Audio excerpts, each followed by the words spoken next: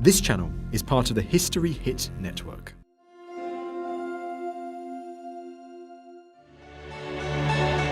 Buckingham Palace holds a unique place in Britain's heart. Its balcony is a focus for national rejoicing. The Queen's grandparents appeared there, so did her parents. At the end of the war, Churchill was there.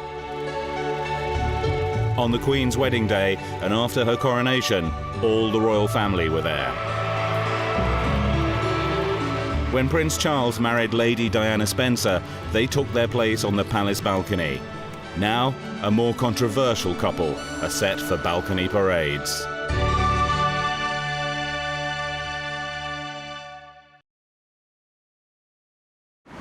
Crowds flocked to the palace on the Queen's official birthday in June to see the royal family celebrate with a balcony appearance. Now she faces a dilemma, whether to invite Charles's new wife Camilla, with all the connotations of her past role as his mistress. Nobody really wants to poke into the murky past and history of Charles and Camilla's relationship. The word adultery seems to have been Tipp-X'd out.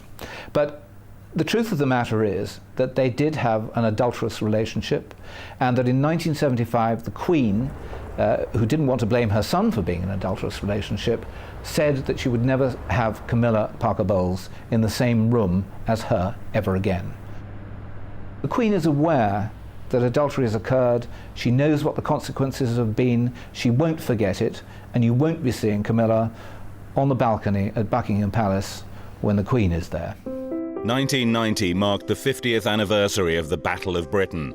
As the royal family watched the fly past, they didn't know that scandal would soon engulf them and threaten the monarchy itself.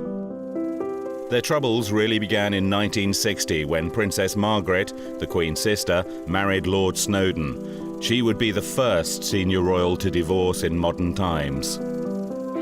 In 1973, the Queen's only daughter, Princess Anne, married Mark Phillips, another union doomed to unravel.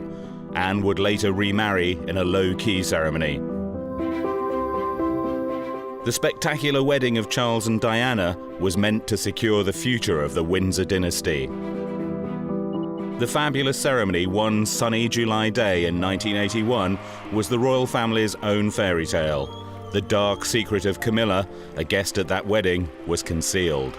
Later, Diana said, "There were 3 of us in this marriage." Sarah Ferguson, Fergie, married Prince Andrew in 1986. Their marriage, said the Archbishop, was a precious gift to the nation. Their bridal path too would be strewn with broken promises and shattered hopes. Divorce and scandal would tear apart the Queen's family. In the last 20 years, the British royal family has survived some pretty catastrophic events, and they have all in different ways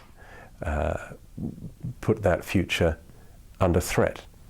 I think by marrying Camilla, Charles hopes that he is going to secure the future of the royal family. I'm afraid I can't agree with him. I think that by marrying Camilla, Charles is taking the royal family into dangerous new territory. History Hit is a streaming platform that is just for history fans, with fantastic documentaries covering fascinating figures and moments in history from all over the world. We've got unrivaled access to the world's leading historians, with hundreds of documentaries featuring everything from Boudica to the British royal family. We're committed to bringing history fans award-winning documentaries and podcasts that you cannot find anywhere else. Sign up now for a free trial, and Real Royalty fans get 50% off their first 3 months. Just be sure to use code REALROYALTY at checkout. Camilla is going to become the most senior woman in the country after the Queen. That's a heck of a jump for a mistress, for somebody who only within very recent memory was an extremely unpopular figure, given her role, her central role in breaking up Charles and Diana's marriage, which was, after all, the cornerstone of the Windsor's future.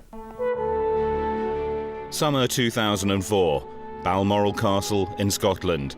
The Queen reluctantly began the process of change. After a series of joint appearances by Charles and Camilla, the Queen became convinced that the issue needed resolution in her own lifetime.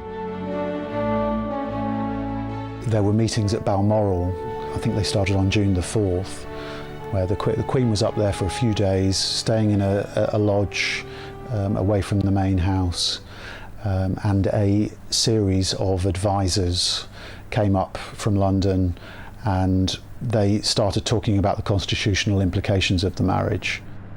But at Christmas time, Charles decided, we really do want to get married, and talked with the Queen about it while she was at Sandringham, and that set things in motion for an announcement in February. I definitely feel the Queen's hand was forced.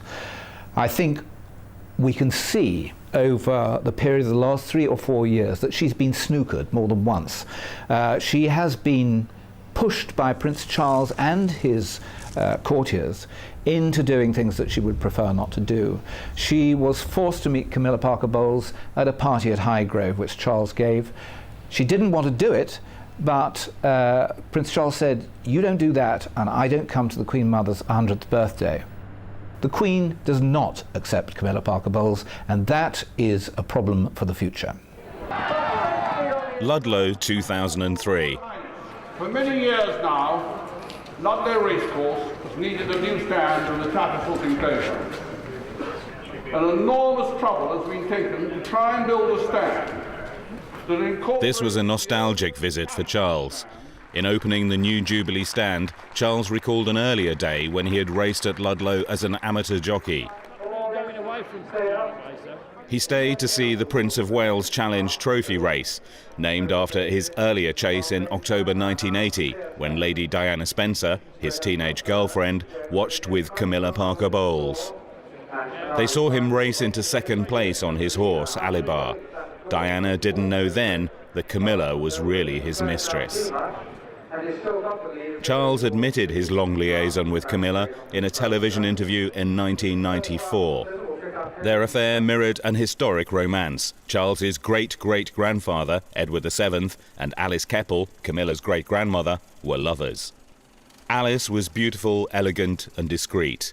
The more adventurous Camilla emulated her role model, but came out of the shadows with minor charity roles. However, it seemed that she too was content to remain a mistress. I think Camilla can never have imagined ever that she would become a duchess, a princess, maybe even a queen in time. She had a teenage ambition to emulate her great-grandmother, Alice Keppel, who had an affair with King Edward VII. She thought that she too could perhaps be a royal mistress, but she never thought that it would be anything more than that. Now we look at it and we see that Alice Keppel is a mere footnote in history. Camilla is going to make a whole chapter. Charles had met Camilla in 1972. They had a brief affair until he began his naval duties in early 1973. He was away until September. In July, Camilla married his friend, handsome Guards officer Andrew Parker Bowles, a favourite at the royal court. Camilla was 6 years into a 7-year campaign to marry Andrew Parker Bowles. She knew that she was disqualified from becoming Princess of Wales on 3 counts. One, that her looks weren't up to it. Secondly, that her aristocratic lineage wasn't up to it. And thirdly, she was no virgin. And so there was never a chance that she was ever going to be Princess of Wales, and she knew it. She has been in the background for the better part of his life as a constant supporter and friend in good times and bad. But the promotion from mistress to wife is notoriously tricky in royal history. There is a convention that a mistress may not look beyond her post. Well, it looks as if this one is looking beyond her current position. If she came into this room now, we would be required, expected, to stand up and bow to her.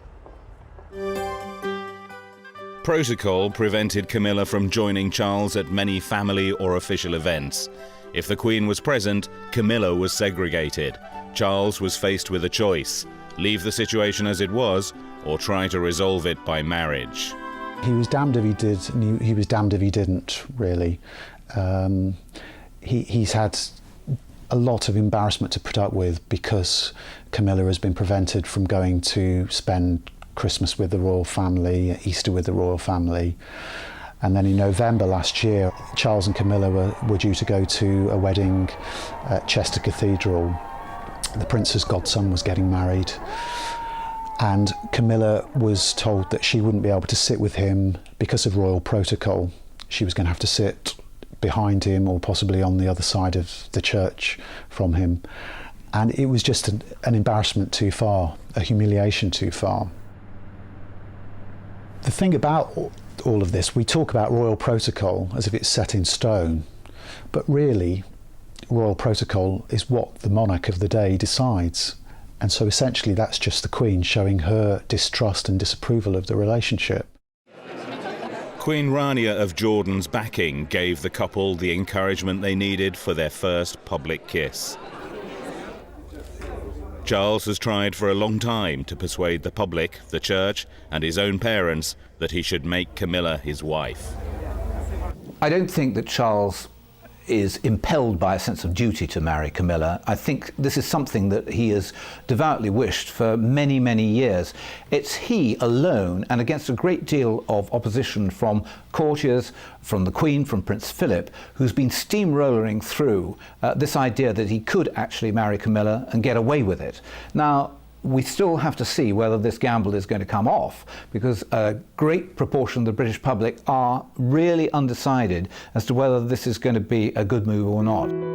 Just a year after Diana's tragic death, Charles claimed he has been tortured over Camilla. "I thought the British people were compassionate, but I don't see much of it," he complained to an author. I think this is where Prince Charles often goes wrong, when he complains about the people not showing him compassion. He often comes over as being a bit too sorry for himself, a bit unsure of himself, somebody who flounders, somebody who can't make a decision. He just seems to feel that it's his destiny to be the king, it's his destiny to do what he wants in his private life, and nobody has a right to criticise him. And I think this is where he's gone wrong in many ways. Charles and Camilla often hold lavish functions to attract wealthy patrons to his charities. On such occasions, Camilla is dressed in expensive couture gowns and wears heirloom jewels. Like Alice Keppel, Camilla has become a woman of considerable substance. King Edward VII left his mistress, Alice Keppel, Camilla's great-grandmother, vastly wealthy when he died. He made sure that she had enough money in her coffers, not only for her own lifetime, but for the lifetime of her children and great-grandchildren. And it is true that Camilla has lived off some of the money which her great-grandmother left and passed down. I think that Prince Charles, almost certainly looking to history, will have made exactly the same provisions, and Camilla will be very rich when he dies. Camilla will still have to endure comparisons with Diana. As Charles's fiancée, the teenage Diana was already an attractive girl with an eye-catching figure. Highly photogenic, she soon outshone Charles, who grew jealous of his glamorous young wife. To others, her visual appeal, together with her sparkling personality, proved an irresistible combination. She became a national asset, a roving ambassador for her country. Diana could flirt for Britain, and it is an underused diplomatic weapon. I mean, innocent flirting, which is what it was, can have a very disarming effect on the most unlikely people. And it was one of Diana's great talents, I think, that while she was very, very conscious of the need to carry out this sort of high-level diplomatic activity to the letter, and she was extremely conscientious about it, nevertheless, she could add her own bit of sparkle. And she did, over and over again. I mean, the President of Egypt, the President of the United States, the President of France, the President of Zimbabwe. He said, "She makes you feel good." And nobody thought that he meant that she made him feel virtuous. She gave him a good feeling. That was one of her jobs, as she saw it, to go around the world giving people good feelings, and that included presidents just as much as it included orphans and the victims of disease. I'm only trying to highlight a problem that's going on all around the world. She got out of her palace most days, and she got in her car and she went off and she did her job. And it was a very unusual job, and it was a very stressful one, but it could also be very rewarding. And the most rewarding part of it was usually the people that she met. And whether it was the East End of London or the East End of Lahore, if she met people with whom she could communicate, who needed her, who lightened her day, because the rest of her life was pretty gloomy, then that was a successful day. And she responded to that. That's what made her such a good princess. She was great at her job because she committed herself to it emotionally and mentally. Camilla Parker Bowles is in a very different situation. I think probably she must aim to attract acceptance, and maybe in the far distant future, affection too. But right now, even attracting acceptance is going to be a tough call. It's going to require a lot of things to go right, and it's going to require her to come across to the British people and to the wider world as a worthy successor to Diana. Camilla is a woman known for hunting rather than caring. Charles has presented her through a choreographed public relations campaign with little thought about her image. In my view, this is putting the cart before the horse. I think that what should have happened is that Camilla should have been introduced to the British nation. We know nothing about her. She's an enigma. She's hidden behind palace walls for longer than I care to remember. And she has never been out, pressed the flesh, talked to the British public, and allowed herself to be measured by their standards. The whole thing about having a royal family is that they pay their dues, they work for their living, they earn their living by doing good deeds, by helping charitable organisations. And Camilla does virtually nothing like that. She does a little bit of help for the Osteoporosis Society, but she's not seen to be helping anybody except herself. The British public, the world, has known of Camilla as a mistress. Now they're going to have to start thinking of Camilla as a queen. First, they're going to have to start thinking of her as a Princess of Wales, which is what, in effect, she will be. And then they're going to have to think of her as a queen. And even if she isn't going to be queen in the foreseeable future, that is how people are going to have to picture her. That is the image she's going to have to live up to. And I think it most unlikely that she is going to sell herself to the British public, to the world at large, as anything like a suitably regal figure commanding the sort of near universal respect that a head of state needs to have. Approaching 80, the Queen is admired throughout the world for her lifelong dedication to duty. However, there is one area where she might have done things differently.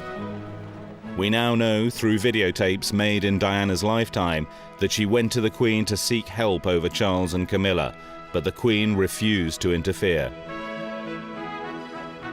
Diana decided to betray Charles and expose his affair.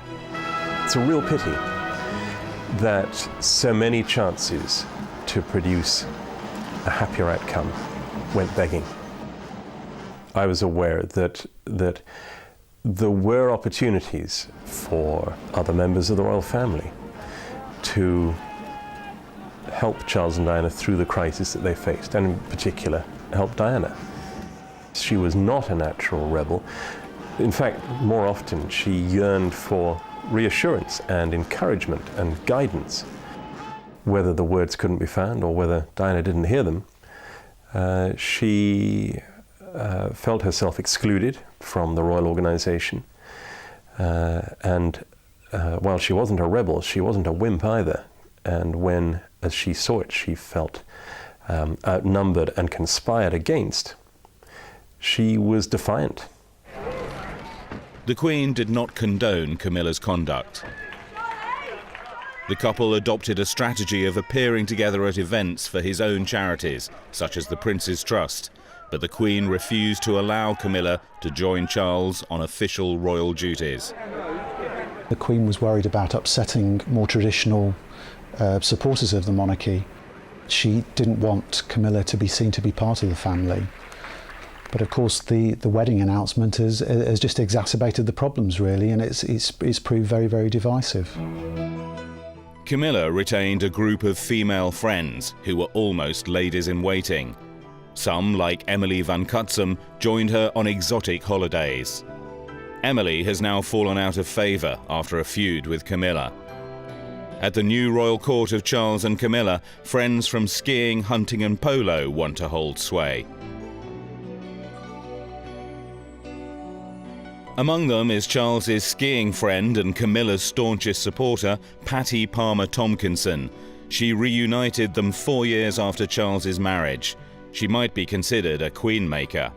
Patty and husband Charlie's daughters, Santa, a romantic novelist, and Tara, a dedicated partygoer and reformed drug addict, are among the prince's social set. The Queen chooses less exuberant friends. For Charles, such public frivolity will have to end when he eventually succeeds his mother. For Camilla, adulation from her supporters needs to be tempered with constraint. It's said that Camilla is from good, middle-of-the-road English county stock. And it may well be that that transforms very happily into good royal stock as well. A lot depends on how she perceives herself, how she uses her new position. It's an enormously influential one. It rather depends, to be brief, on whether she takes herself rather grandly or whether she keeps a sense of proportion. Camilla will not use the title Princess of Wales. She will be Her Royal Highness the Duchess of Cornwall. As Duke of Cornwall, Charles benefits from the vast revenues of the duchy. He has an income of around £12 million a year, on which he pays only voluntary tax. Recently, a parliamentary committee started investigating his finances. One of the most embarrassing moments in Charles's recent past is the investigation by the House of Commons Public Accounts Committee, where they showed that he was getting away with blue murder. This is a man, Prince Charles, who has about 100 personal staff to look after just him. I mean, the Queen doesn't get close to having that many. At the Queen's discretion, Camilla will now be able to use the helicopter and 2 aircraft of the Royal Air Squadron for engagements. The royal train will now be officially available. A fleet of 8 chauffeur-driven, gleaming limousines, 2 Bentleys, 3 Rolls and 3 Daimlers will be at Camilla's disposal with the Queen's permission. Carriages with footmen in livery may drive the new Duchess of Cornwall. Camilla has already entertained guests at Buckingham Palace with Charles on behalf of his charities. As his wife, she will have more frequent use of those miles of red carpet and the impressive staterooms that tourists admire each summer when the palace is open to the public. She might discover that the palace has many secrets. Some staff have run a brisk trade in unwanted gifts passed on by their royal bosses. The royals themselves have been satirized by the British press with comparisons to comic television characters. Then, an undercover reporter gained a footman's post. His detailed account of life behind palace walls contained pictures of the Queen's breakfast table, complete with Tupperware boxes. The public had only seen the state apartments. Now they found out how the Queen lived. Clearly there was a degree of intrusion by a reporter impersonating a member of the Queen's household. Nevertheless, the revelations that he produced, such as the fact that the Queen liked her breakfast cereals served out of Tupperware boxes, was endearing and kind of warm. And I think the public were astonished by it, and I think they felt that much more about the Queen. It made her look much more like one of them, one of us. The Queen and her family are extremely middle class, and a lot of European aristocrats look down their noses at the Windsors because their favourite preoccupations are gin and GGs and, horse racing, and they're not elegant, they don't dress well, they're dumpy, frumpy sorts of people. And they seem to think that Tupperware boxes on the breakfast table, well, that would be the sort of thing you'd expect from middle-class people like the Windsors. As heir to the throne, Charles is used to deference when he meets the public. Camilla will expect curtsies as Her Royal Highness the Duchess of Cornwall. There was no protocol when she visited Chile alone to visit Lucia Santa Cruz, an old friend who introduced her to Charles in 1972. Camilla was besieged by paparazzi and chased by interviewers. From now on, the royal machinery will protect her from nuisance as well as danger. She will have bodyguards for private holidays. The Duchess of Cornwall will enjoy official tours, courtesy of the British taxpayer. She will effectively be on the public payroll. Reconnaissance visits by Charles's staff will ensure that every aspect of foreign tours run smoothly. A protective cordon will screen her from intrusive questioners. Staff will make sure that she is never put in this position again. Her cars will be checked and kept under surveillance for potential kidnap or assassination attempts. Paparazzi will be kept at a distance, and backup vehicles will prevent them from following too closely. On this visit to Chile, there was an eerie reminder of Diana's fatal crash in Paris. Camilla too was chased into a tunnel by paparazzi. Diana gave up her bodyguard in 1993 after her separation from Charles. She had to face rough treatment when she holidayed with just friends. Her former bodyguard believes that dispensing with her police protection led directly to her death in Paris after a car crash. It's my view that had Scotland Yard been in charge of that security that night, irrespective of any conspiracy theories or any plans to attack her or take her life that night, had the security been there, provided by Scotland Yard, you and I would not be having this conversation. I don't think she understood the degree to which her Scotland Yard protection officers made her life bearable. And I think her decision to dispense with them was rather petulant and was intended to prompt sympathy from people who pretty soon were able to see the consequences of her being unguarded.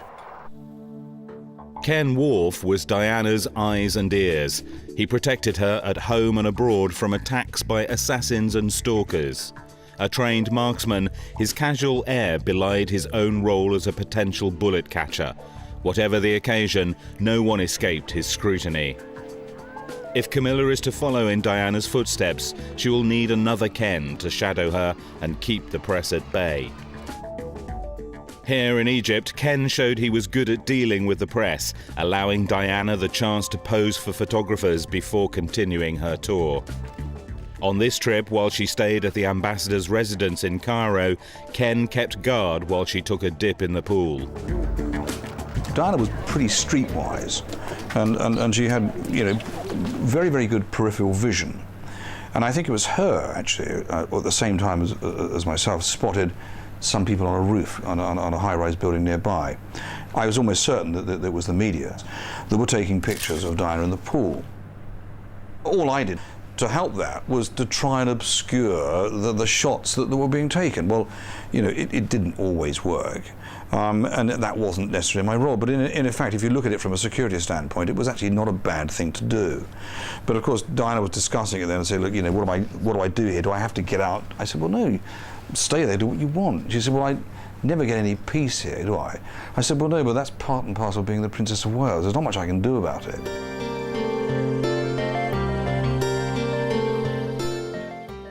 Ken was a reliable companion too, especially every August when the royal family returned to their Highland retreat, Balmoral.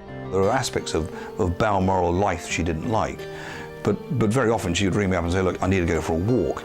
And I would go and we'd walk for miles along the River Dee, and that was her freedom. But I think there were many aspects of Balmoral that she actually rather enjoyed. Towards the end, of course, the relationship, it was just too close for home. You've got the mother-in-law and your father-in-law, and you're a bit on a limb there, and so she's rather dependent on speaking to members of her staff.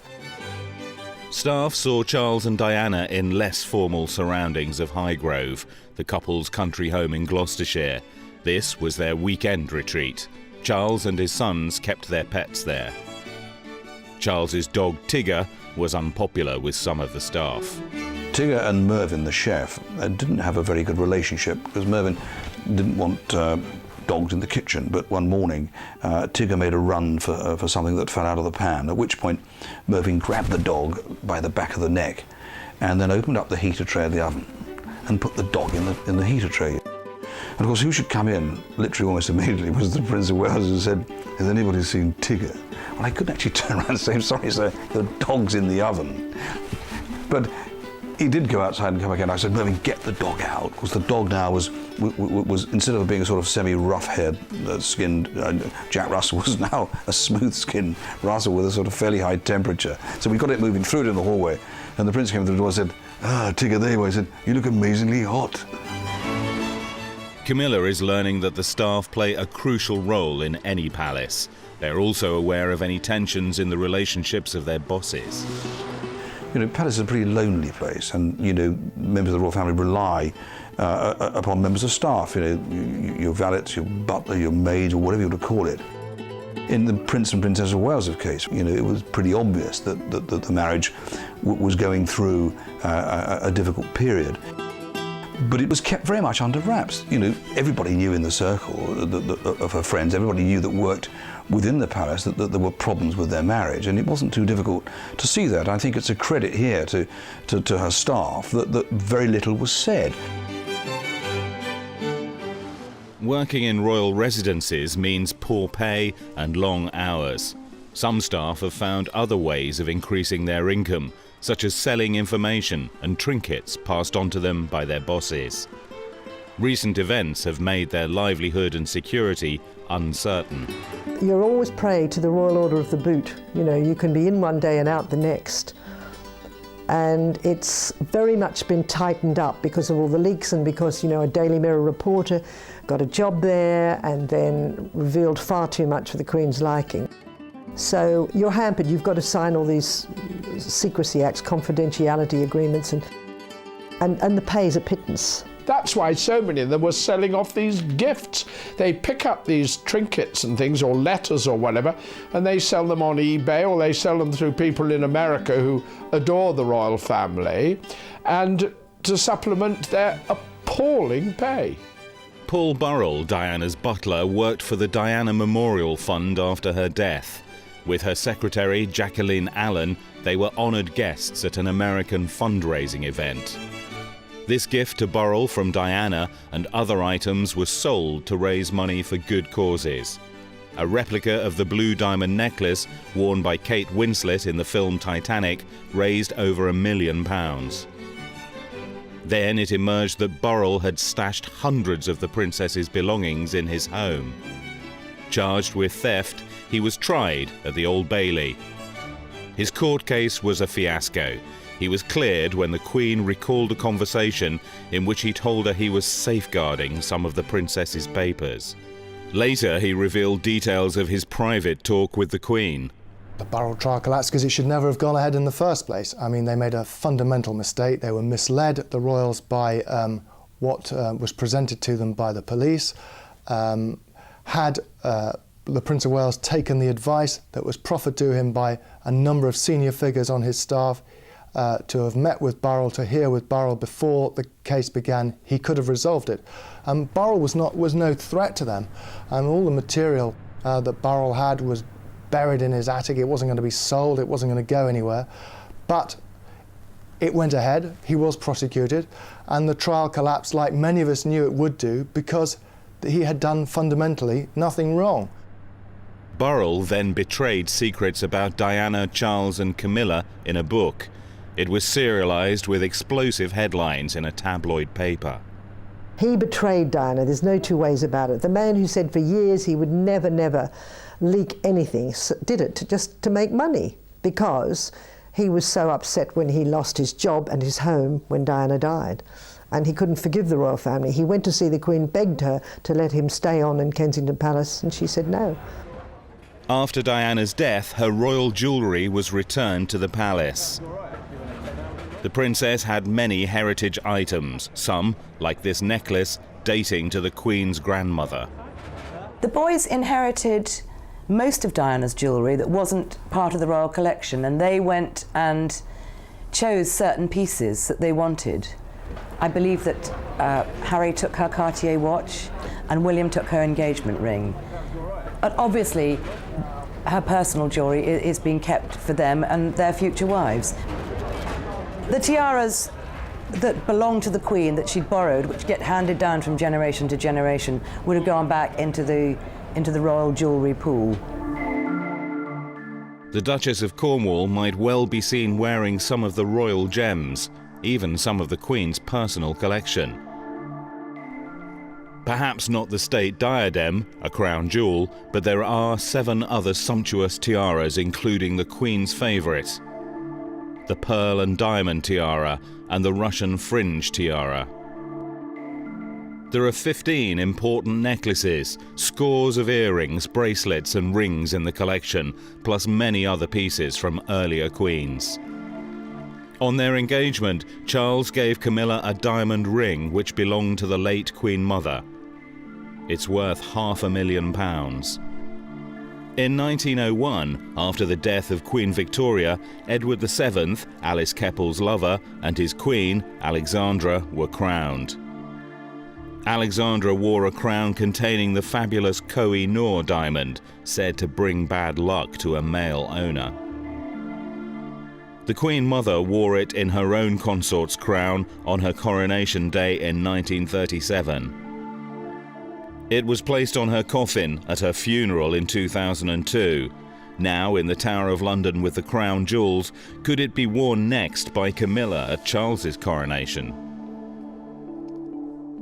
Alice Keppel knew that her part in Edward VII's life was strictly private. A softening up the public campaign, waged for several years, has driven the course of events leading to Charles's second marriage. Although divorced in 1996, in the eyes of some people, Diana's death made him a widower. Camilla had divorced in 1995. She was a guest at Charles's first wedding. Press began to speculate on her possible marriage to Charles. First, there were religious and constitutional obstacles to be overcome. Similar difficulties faced Edward VIII in 1936. His Prime Minister, Stanley Baldwin, forced him to choose between the throne and divorcee Wallis Simpson. For her, he abdicated. They married in France and lived in exile. Their memory still haunts the royal family. Princess Margaret also faced a stark choice between keeping her royal position and marrying Group Captain Peter Townsend, a divorced man. Margaret owed her loyalty to her sister, the newly crowned Queen, and had to abide by the prevailing standards of the 1950s.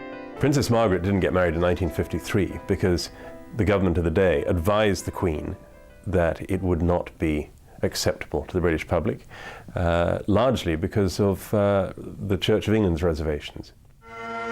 In 1992, the divorced Princess Anne sidestepped the Church of England. She married Tim Lawrence at Balmoral's Crathy Church, under the easier rules of the Church of Scotland. George Carey, then the Archbishop of Canterbury, explored ways to allow Charles and Camilla to marry. The compromise of a civil wedding and a church blessing was made by his successor, Rowan Williams. The Church has had a very significant role in forcing Charles's hand in marriage. They have been very uncomfortable for a long time to see Charles and Camilla living, as they see it, in sin. They seem to be divided about it. There's one section of the Church that believes that the people should be allowed a second chance of happiness, and then there's another group who believe that marriage is sacred and that the guilty parties in a divorce especially should not be allowed to remarry. So I can see that the sort of old guard in the Church of England would say, no, can't possibly marry them. Charles's civil wedding problems go back to 1836, when Queen Victoria was still heir to the throne. In 1840, the young Queen married her German cousin, Prince Albert, in a religious service at the Chapel Royal at St James's Palace. Group Captain Peter Townsend and Princess Margaret were prevented from marrying in a civil ceremony by the 1836 Act and by a later one. There are various laws governing marriages of the royal family.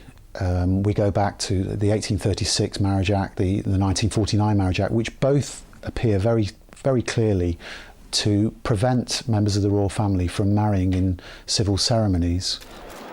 There's a danger that if this law isn't tested now in court, then future members of the royal family run the risk of getting married illegally and their spouses losing rights of inheritance.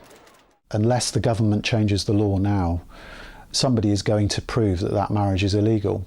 It is legally contentious, and I'm afraid that's going to go into the history books. And for better or worse, and I fear it may be for worse, when people look back on this whole episode, the fact that it was legally dubious is going to be one of the things that they notice and don't like. Charles took advice from Britain's Lord Chancellor over the legality of a civil wedding. He was told that human rights legislation overturned previous laws banning the royal family from having civil weddings.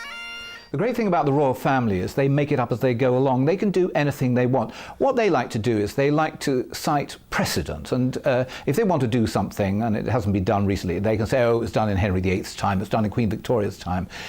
If they haven't got a precedent, then they just make it up and say, oh, well, that's how it should be anyway. And the great thing is really that they get away with murder simply because they want to.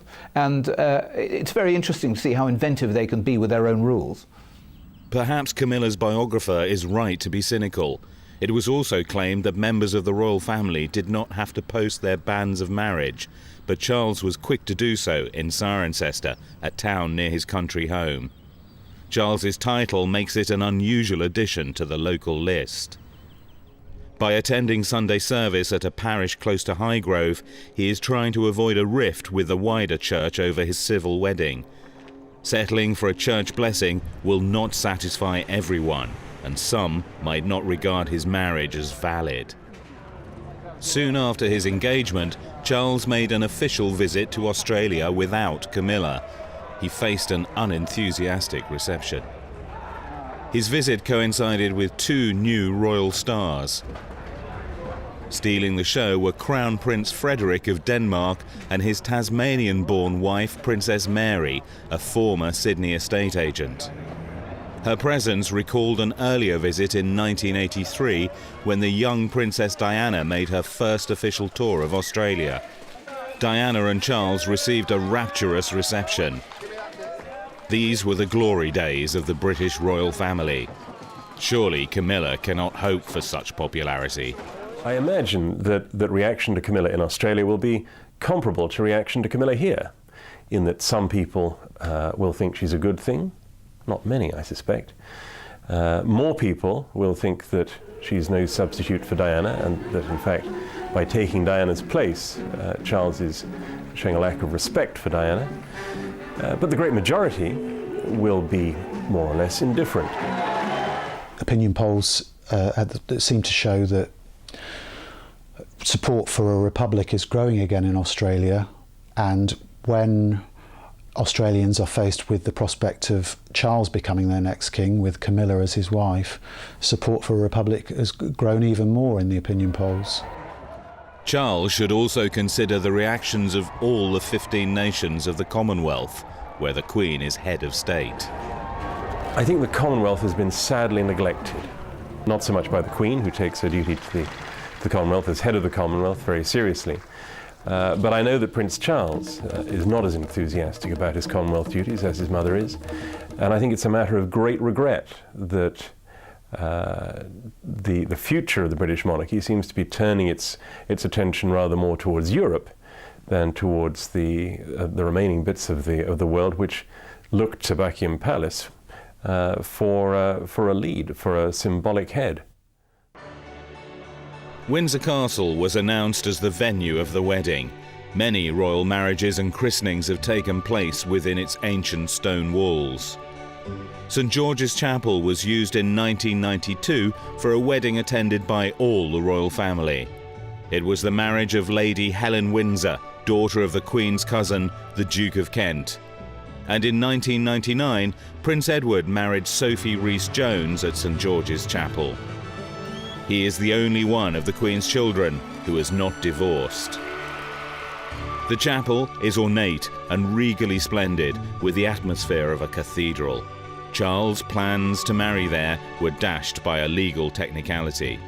It emerged after they'd made the announcement, a rather hurried announcement provoked by a leak to a newspaper, that they couldn't get married in Windsor Castle without allowing the public to get married there for the following 3 years.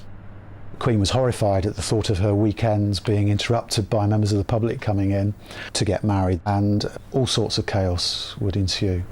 Charles's officials are starting from scratch with this one, and they're trying to blend in with the Queen's household and what it requires. And I think that it's hardly surprising that here and there things have come unstuck. The couple will now make the short journey from the castle through the town of Windsor to the Register Office in the Guildhall. The low-key ceremony will be held in the Ascot Room. There will be no television cameras, and only Camilla's family and Charles's sons will attend. Notably, the Queen will be absent. It does go against the grain for the Queen not to go to the wedding. Monarchy is all about theatre, really, and I think part of the problem is the Queen was worried that this was turning into a farce, and she didn't want to be associated with something that is making the monarchy the object of ridicule all around the world at the moment. How different it all was the last time Charles married. Around the world, 750 million watched the event. Many of those who believed the fairy tale are still angered by Charles's deception and the tragic loss of Diana. I think the public are very cynical about the royal family. I think the image of them has deteriorated year by year for the last 15 or 20 years. There are too many people who really don't trust Prince Charles at all, and I don't think they want him as the king. People under 40 think the Queen and other members of the royal family, they're just celebrities like Michael Jackson or Robbie Williams, and there's a soap opera going on, and they're quite interested every now and then to see what the latest instalment of the soap opera is. For people over 40, they still generally take the monarchy quite seriously, and it's those people in particular, I think, who've been upset by the prospect of a future king getting married to a woman whose adultery with Charles helped cause the breakdown of the marriage to Diana. February 1981, Charles and Diana faced the cameras for their engagement. Notice Diana's reply to the interviewer. And I'm amazed that she's been brave enough to take me on. And I suppose in love. Of course. Whatever in love means. February 2005, another engagement to another English blonde. Uncannily, her words echo Diana's, of course. Did you get down on one knee to propose? Camilla is reluctant to be compared to Diana with her extraordinary appeal. So far, Camilla has adopted only a limited charity profile. She will never be someone who undertakes an awful lot of royal duties, someone who is constantly in the newspapers. She will try anyway to be somebody who is in the background, just supporting her husband and getting along very quietly with being a member of the royal family. She clearly is somebody who is very well suited for Charles. People who meet her say that she is very good at putting them at their ease. She's a very strong, steady person, and I think Charles is somebody who needs constant reassurance. His personal life is a bit of a disaster, and that's what's threatening the monarchy. Camilla will be in the royal carriage parade at Ascot races each summer.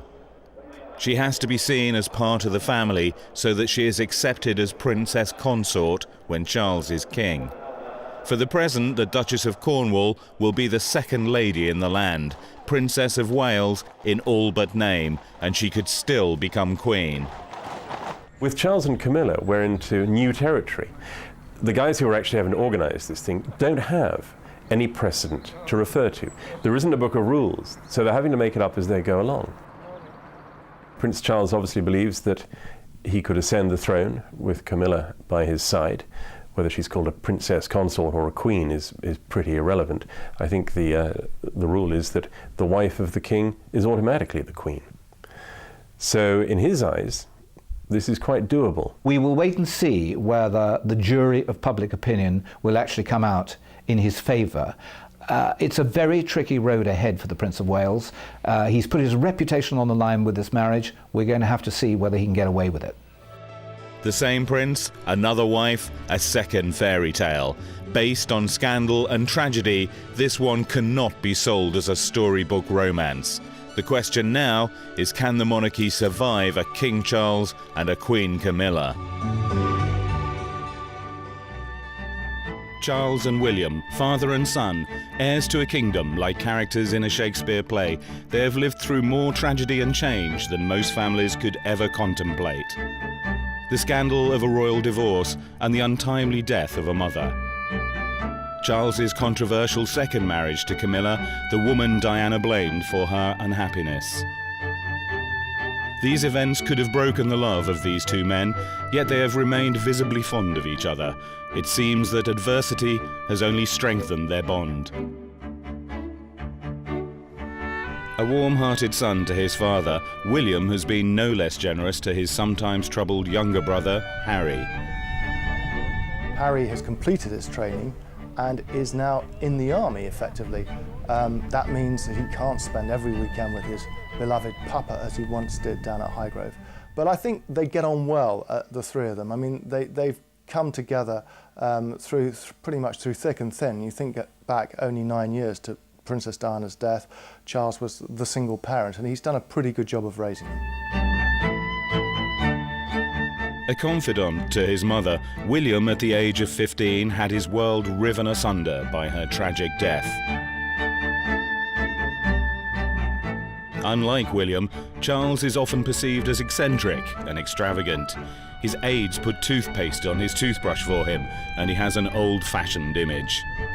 Prince Charles is actually an old fogey 57-year-old. Prince Charles is old for his age, and I think William's a bit young for his age. Along with Diana's charisma and film star looks, William has inherited her strong will. This obstinacy can create difficulties for his advisors. Diana was very stubborn, and William is as well. It's very interesting that William will not be railroaded into anything. He will put his foot down, dig his heel in, and he will not budge or be budged by anyone.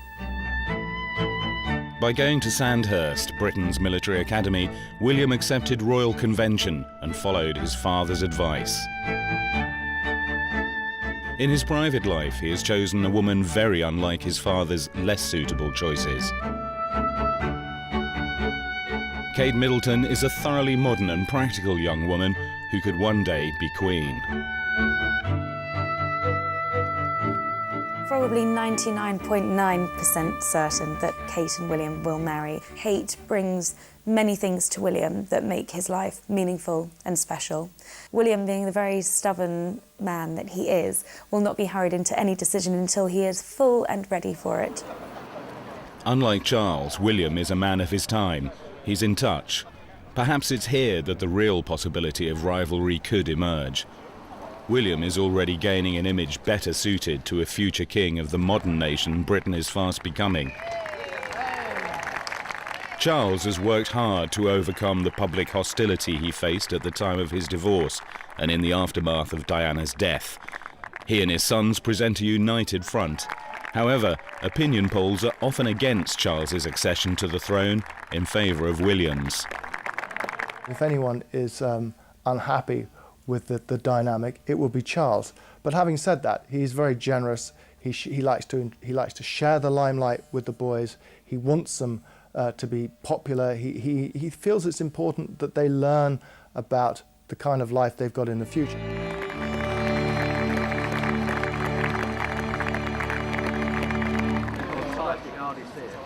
An autumn afternoon in London. Press cameramen and television crews await the arrival of Prince William to officially open a new baby unit at St Mary's Hospital. The crowds give him a warm welcome. The occasion is a very poignant one for Prince William. It was here that he was born 24 years ago. On these steps, he was presented to the world by his proud parents. Harry was born at St Mary's 2 years later. William has returned to open the neonatal unit, which cares for premature babies. Pushing the crook with your arm.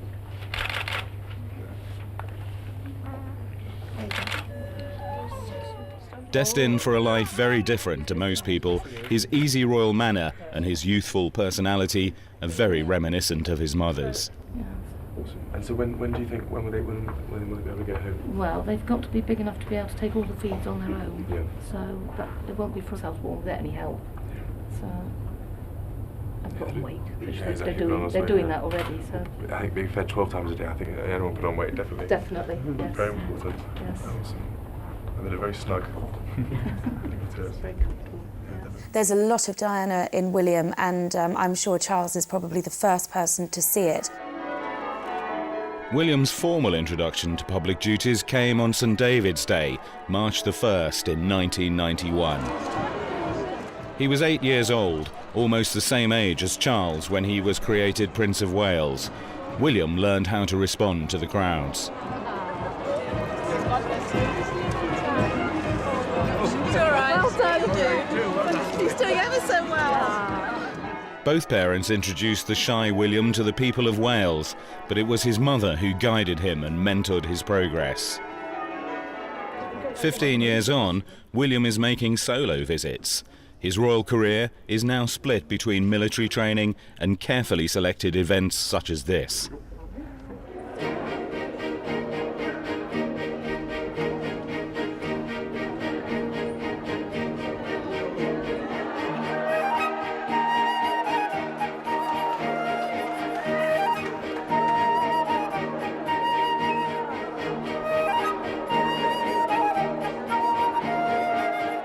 Until he is king, his role is to see and be seen by the people of Britain and the far-flung Commonwealth. He began solo engagements representing the Queen in New Zealand in 2005. A year later, he has mastered the delicate balance between friendliness and keeping a royal dignity on these occasions.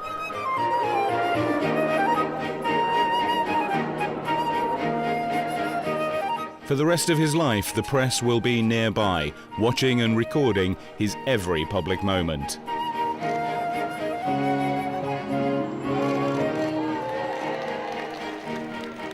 Once reluctant to accept his royal duty, William has matured and learned to make use of his commanding presence. He is said to become one of Britain's tallest and best-looking kings. His mother was once called the jewel in the crown. Her role has been inherited by her elder son. He is considered the great hope of the monarchy. William's natural magnetism is something most politicians can only envy. How you doing? Hello. Sorry to keep you all waiting. Oh. I'll try and keep on time next time, you'll be better.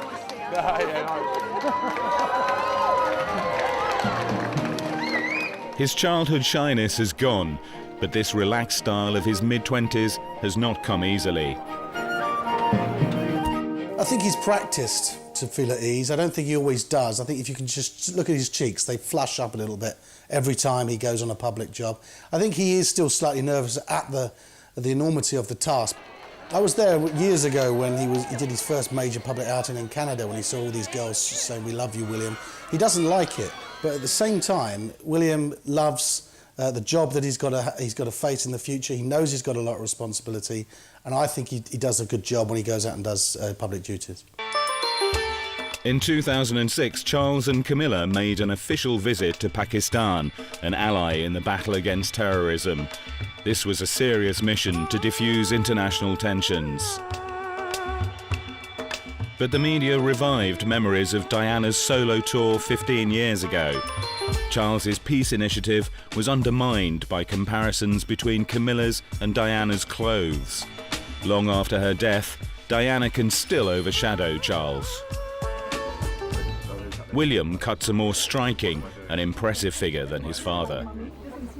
I do think that Diana, if she could see William today, would think that he's got a lot of Spencer in him.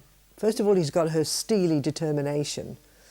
He wants what he wants when he wants it, and he gets what he wants normally. William and Harry's relationship with Diana didn't evolve beyond that of child and parent. Her untimely death meant that they never had the chance to form an adult relationship with her. In their memories, she is still the vibrant and attentive mother who found time to share their youthful adventures and activities. Trying to compensate for a broken home, she often accompanied them on daredevil adventures like this whitewater rafting holiday.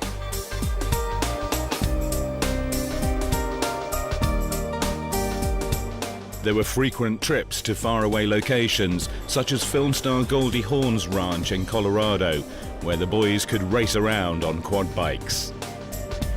Some might think that the young princes were rather spoiled by Diana's indulgence, and that they developed a worrying taste for speed and thrills. As well as driving cars, William is fond of motorbikes. Prince Charles is unhappy about the risks involved. William likes to ride his motorbike because when he's got his helmet on, he's totally anonymous and people, don't notice him on the road. But naturally, like any parent, his father doesn't approve of the motorbike. He's been very reluctantly allowing him to have one. But, William's old enough and sensible enough to take care of himself on the road, and he doesn't take unnecessary risks. William went to St Andrews University in Scotland after his gap year. His father had gone to Cambridge on inferior grades, but William won his university place fairly. The media were more focused on his romantic than his academic life. Some helpfully paraded society beauties whom he might like to date.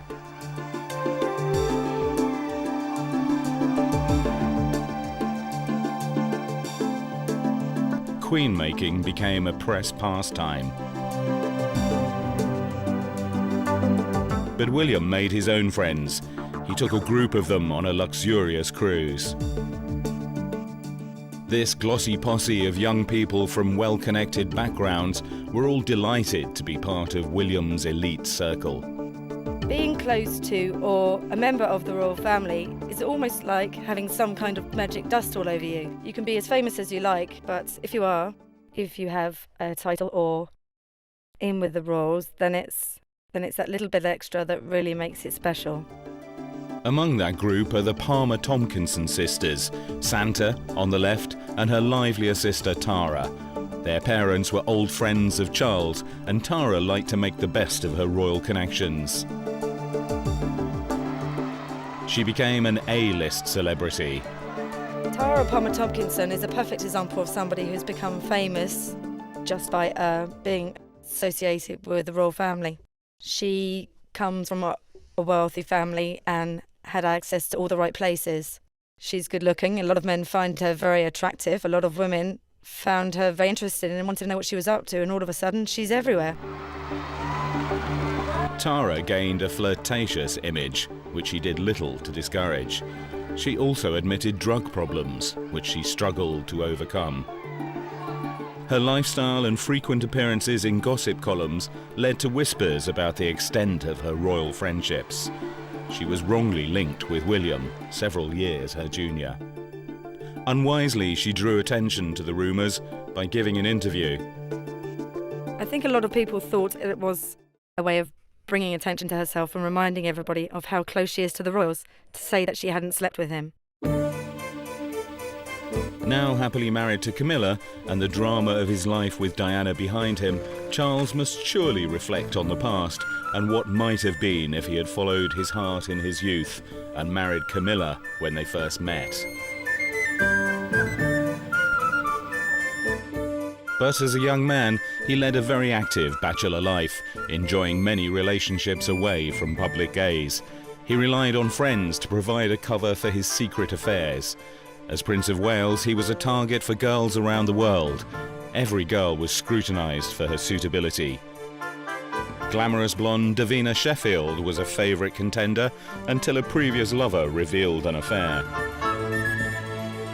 Lady Jane Wellesley didn't want to be Princess of Wales. Lady Tryon was already married. Jane Ward was divorced and out of the running. As the years slipped by and Charles's friends got married, Prince Philip wondered if Charles would ever find a bride.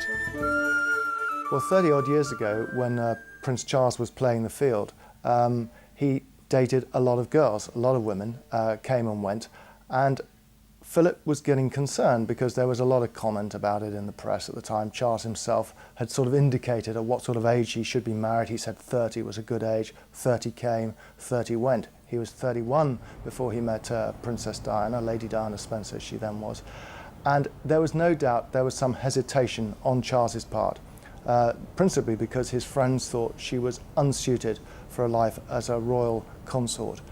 And Charles picked up on all this confusion and doubt. But when he confided in his father about it, Philip felt that he'd led Diana up the garden path and had to go through with it. She had to be the one. But Charles was still close to another woman, Camilla Parker Bowles. They met in their early 20s. She married someone else, but their long-time affair dominated her marriage and Charles's. Against expectation, William and Harry have accepted Camilla. She has wisely sidestepped the role of stepmother. I think that's one role in which Camilla hasn't played a part at all. She entered the relationship and the marriage knowing full well that she could not take on the role as the stepmother to William and Harry, because she would be perceived as the wicked stepmother. There's nothing she could do to help. She'd also been raising her own children, don't forget, and she felt that Charles was best placed to continue the way he was raising the boys rather than for her to interfere, and she has stood back. She hasn't got involved. I'm sure that William does understand why his father's so happy with Camilla. She is a person that's like a crutch for him, boosts his ego, and, you know, tells him he's wonderful every day. That's not the sort of job that sons like to take on. And, you know, she's a sort of person that's a buffer between them and their father, especially, I think, if they've done something that the father doesn't quite approve of. Camilla's got a son herself, and she understands that boys will be awful boys sometimes. Diana and Charles broke with royal tradition by taking baby William on tour to Australia in 1983. They were both tactile parents who encouraged little William to have more freedom than royal children had in the past. Charles had a much closer bond with his children than his mother and father did with him. These now famous pictures of Charles waiting to greet the Queen after a long absence show his reactions. He seemed bemused by the formality of the occasion. At 8, Charles was sent to Cheam, a preparatory boarding school. Being educated away from the palace was considered progressive, but it meant more sad separations from his busy mother, burdened by the duties of state. The Queen's been as good a mother as she has been able to do under the circumstances. She was 26-year-old mother of 2 when she was crowned, and one minute she had a family, the next minute she had a serious, nearly 24-hour job, and she had no chance to bring up her children. It seems to have had a very lasting effect, and they seem to have missed that bonding with their mother. Gordonston, the public school on the shores of the Moray Firth in Scotland, might have seemed a good choice for Charles. It was Prince Philip's old school, and he had been happy there. With its emphasis on character building, it looked ideal. But it seemed remote and hostile to 13-year-old Charles. Set apart by royal birth, he was a target for bullies. Charles refused to send his son so far away. He and Diana chose Eton College, very near to the royal comforts of Windsor Castle. In theory, the outdoor activities and teamwork at Gordonston should have created confidence in the shy young Charles, but he was a late developer and he didn't appreciate the school's ethos until the 6th form. I didn't really ever enjoy school very much because I always preferred the things I did at home on the whole. But I still came to the conclusion towards the end of my time at Gordonston that the kind of education I'd received had been enormously valuable. It also concentrated on developing the whole person, you know, the mind and the body. Whatever Charles's views, he refused to send his boys to his old school. William went to Eton in 1995. Harry followed 3 years later. William was an Eton schoolboy when his mother died. Despite the enormity of her loss, he made a success of his years there. It was a good choice for him. First of all, William didn't have the horrendous schooling that Charles had when he was so unhappy at Gordonston. And William has been allowed to have so much more freedom than Charles did. He's queued up at Disneyland to go on the rides because his mother insisted that he be just like every other child.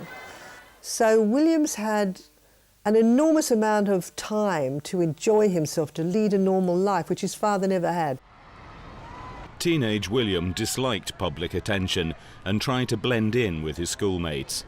He hoped to be concealed in a crowd, and friends often shielded him from prying eyes.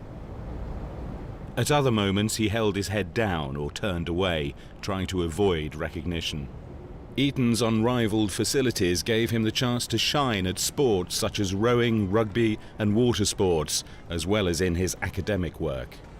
He became a prefect and a house captain, and in the sixth form, captain of the school's swimming team, a sport at which his mother had also excelled in her school days. Becoming a godfather for the first time at 16 marked another step into adulthood. William carefully cradled Prince Constantine, the grandson of the deposed King of Greece, a close friend of Prince Charles. In contrast, Charles at 17 still looked boyish when he set off for Timbertop, an outpost of Geelong Grammar School in Australia, for 2 terms. This was one school he did enjoy. It was a very sad moment, of course, leaving England and seeing one's father and sister standing on the tarmac and waving one goodbye. But I found the moment I got to Australia, the people were so friendly and so welcoming. And I must admit, I'd been apprehensive about going there because I'd heard of, that the Australians were critical and were perhaps, showed their feelings. And I was worried about how I would appear to them. But I had absolutely no need to worry. It was a wonderful experience I've ever had, I think.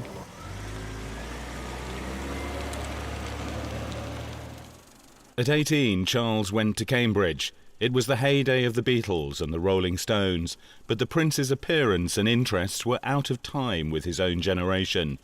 He preferred the cello to the guitar. He was an image maker's nightmare. Another prince, another age. William was the coolest 18-year-old in the country. In 2002, the Queen celebrated her Golden Jubilee with a pop concert at Buckingham Palace.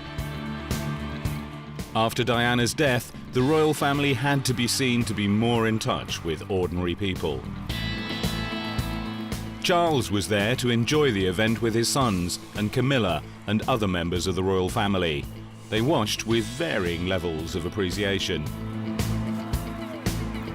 Well, we all like to think they've got a whole host of PRs and marketing men beavering away somewhere in central London.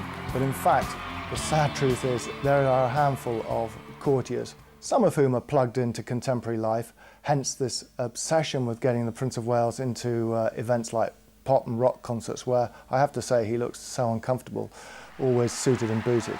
There are people who feel he should be doing things which relate to what ordinary people in this country are interested in. After Eton, the grown-up prince, now 18 and taller than his father, faced the press at Highgrove to announce his gap year plans. I wanted to do something constructive in my gap year, rather than, I could do quite a lot of work, but I thought this was a bit more of a way of trying to help people out and meet a whole range of other different people from different countries, and at the same time helping people in remote areas of Chile.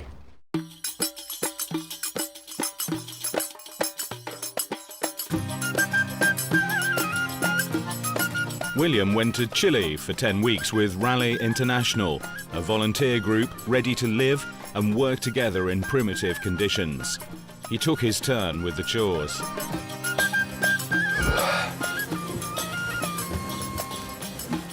You just be aware what time it is. Got up at 6:15. It's far too early.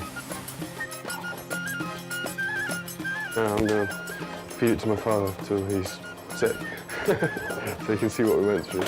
I'm so embarrassed about it. I don't know what I'm going to do. I might shoot myself this afternoon, I think.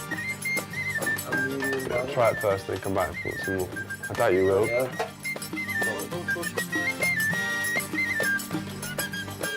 No, that's the worst porridge I've ever tasted in my life. That is absolutely hideous. Oh, that is foul. Oh.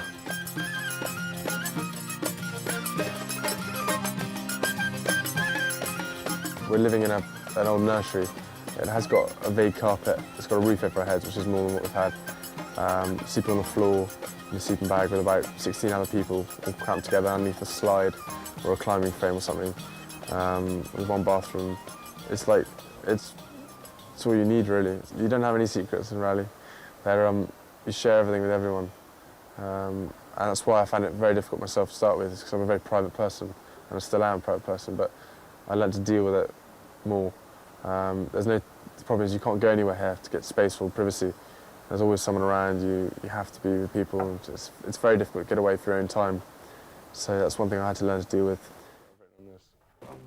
Marie was William's team leader, and he followed her orders, taking his turn on the cleaning rota. Yeah, Marie, she's so canny as anything. She knows where her bread's buttered, doesn't she?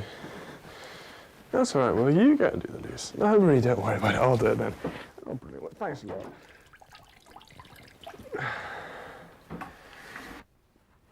Marigolds are now officially a fashion item.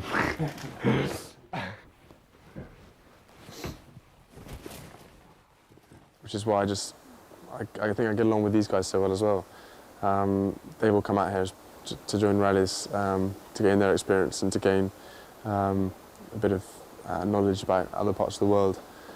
And we all get along so well because I hope I don't come across as someone who's, that I was trying to be treated differently by the staff or anything. They all treat me the same. The locals treat me the same. And I love having no restrictions, William helped out in a local nursery, displaying the same easy rapport with children as his mother had.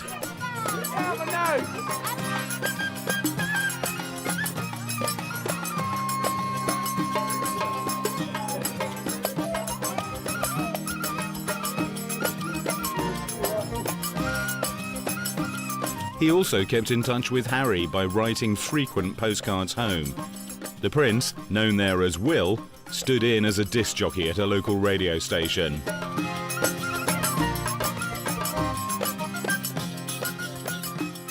There's big ups to Ruthie, we love you babe, I hear you listening, a few extra listeners out there.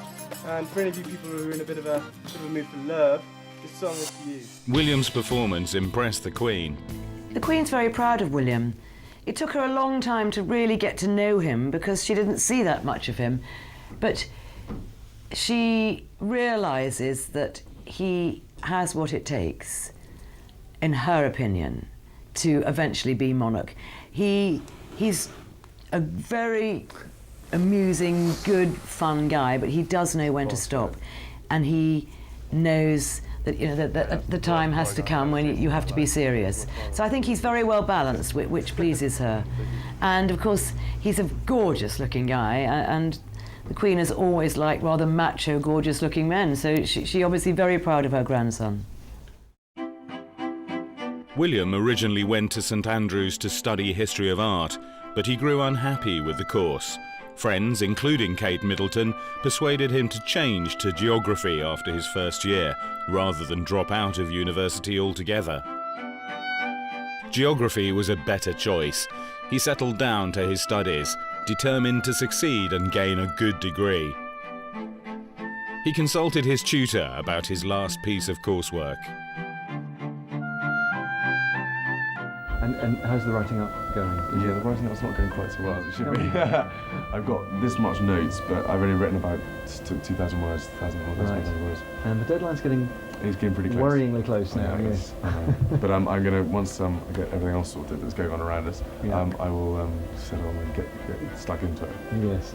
So I'll get most of it done. The student prince worked hard for his finals. This was his chance to shine among his contemporaries.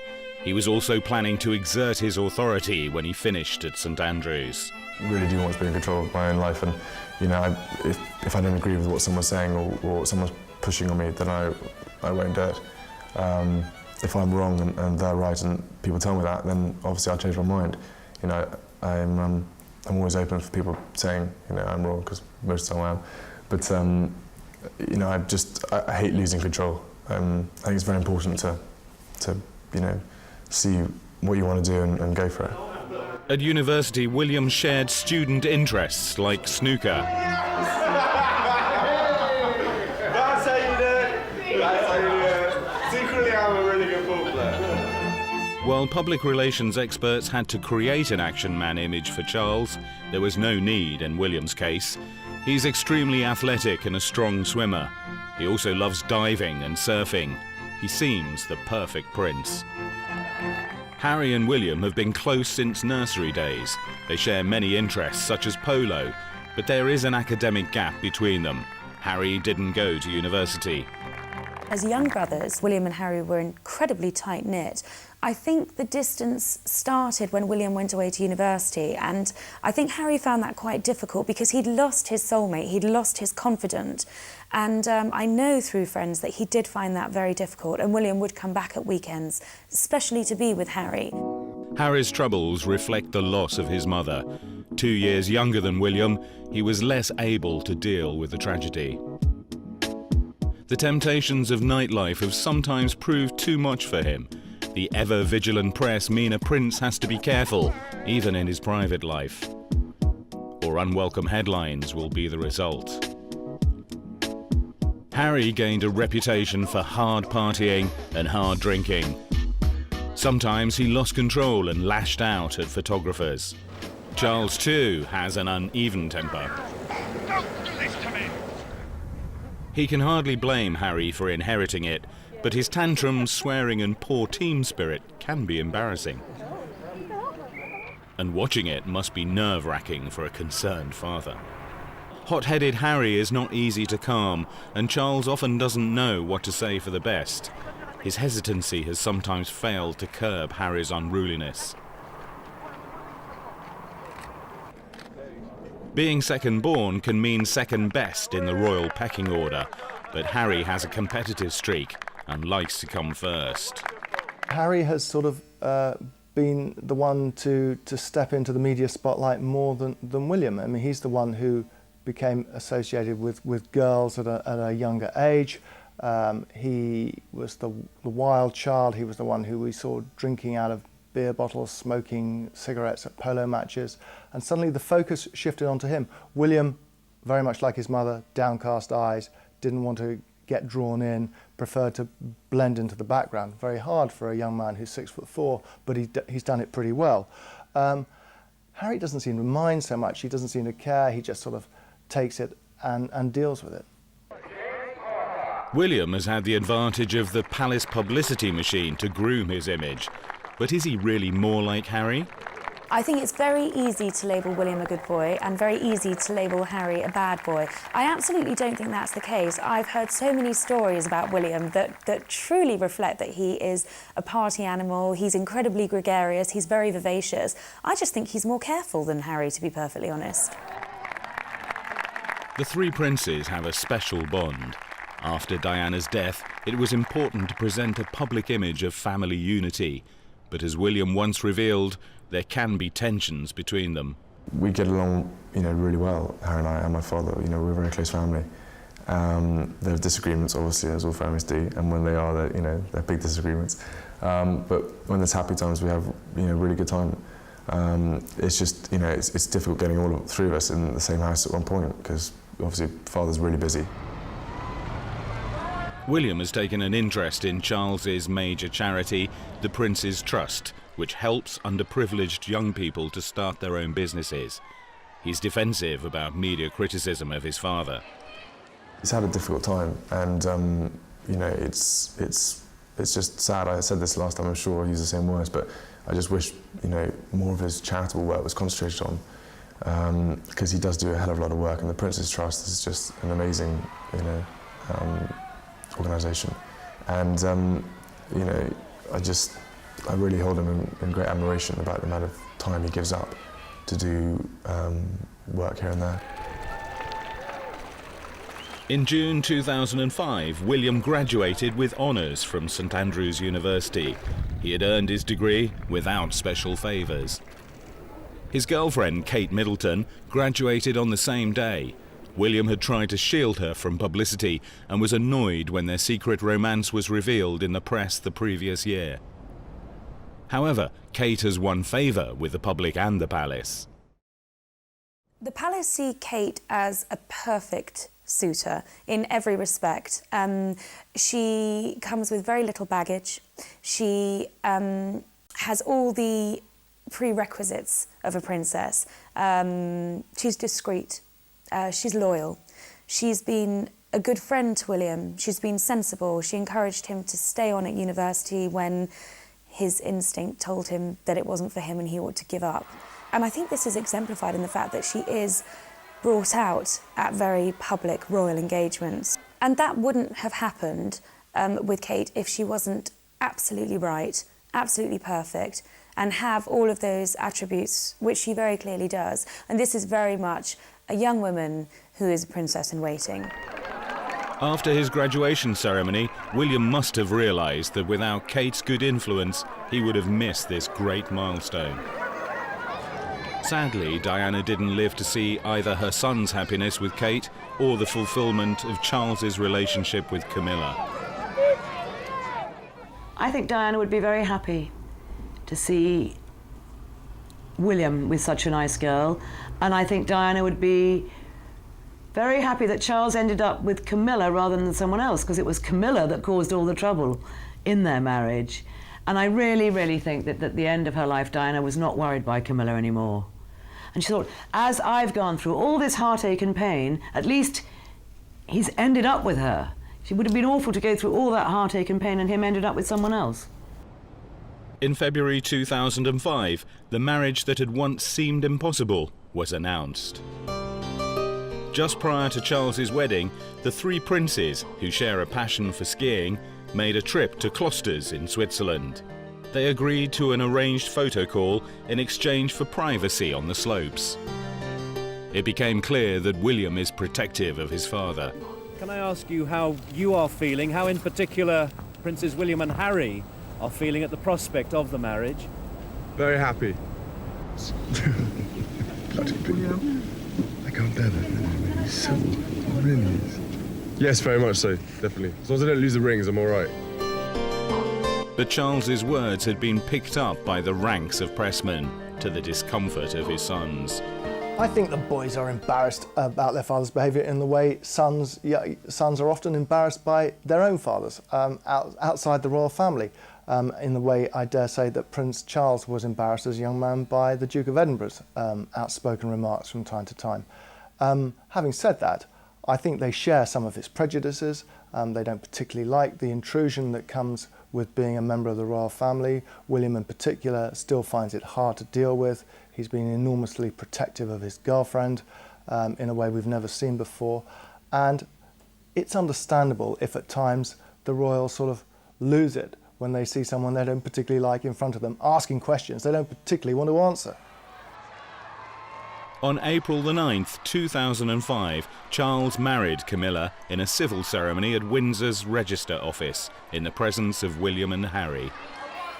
He did need someone to share the burden that's been thrust on him. You know, he's only Prince of Wales by an accident of birth.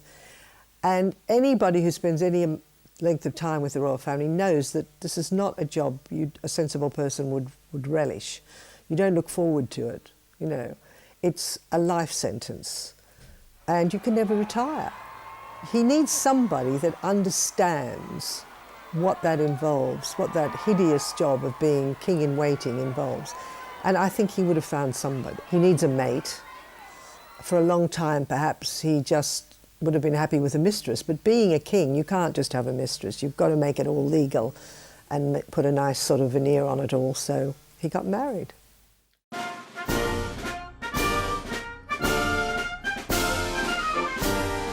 Military training was considered as necessary for William and Harry as it had been for Charles. In childhood, both young princes had played at being soldiers. William dressed up in the uniform of the parachute regiment. Harry had some early lessons in tank driving. His ambition to join the army remained into adult life. He went to Sandhurst as an officer cadet after an extended gap year. It was hoped that army discipline would sort out his disorderly behaviour. I think Prince Harry has come through that period. I think there was a very tricky spell towards the end of his school years at Eton, but the army really was seen as the last chance to sort him out, and by all accounts it has sorted him out.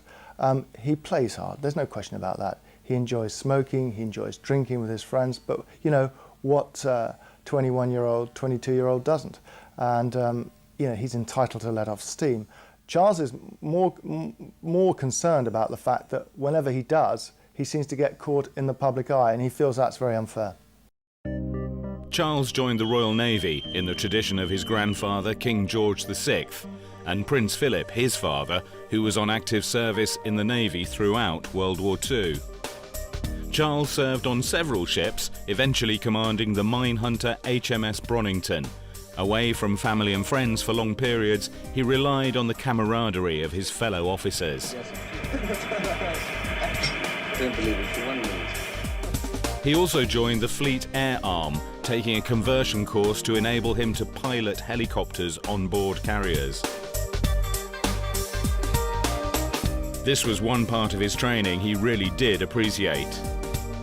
I would just like to say, very briefly, how much I have enjoyed this entire course, entirely due, I think, to the hard work put in by all these splendid chaps in Red Dragon. But thank you all once again for having me here. I've enjoyed it enormously.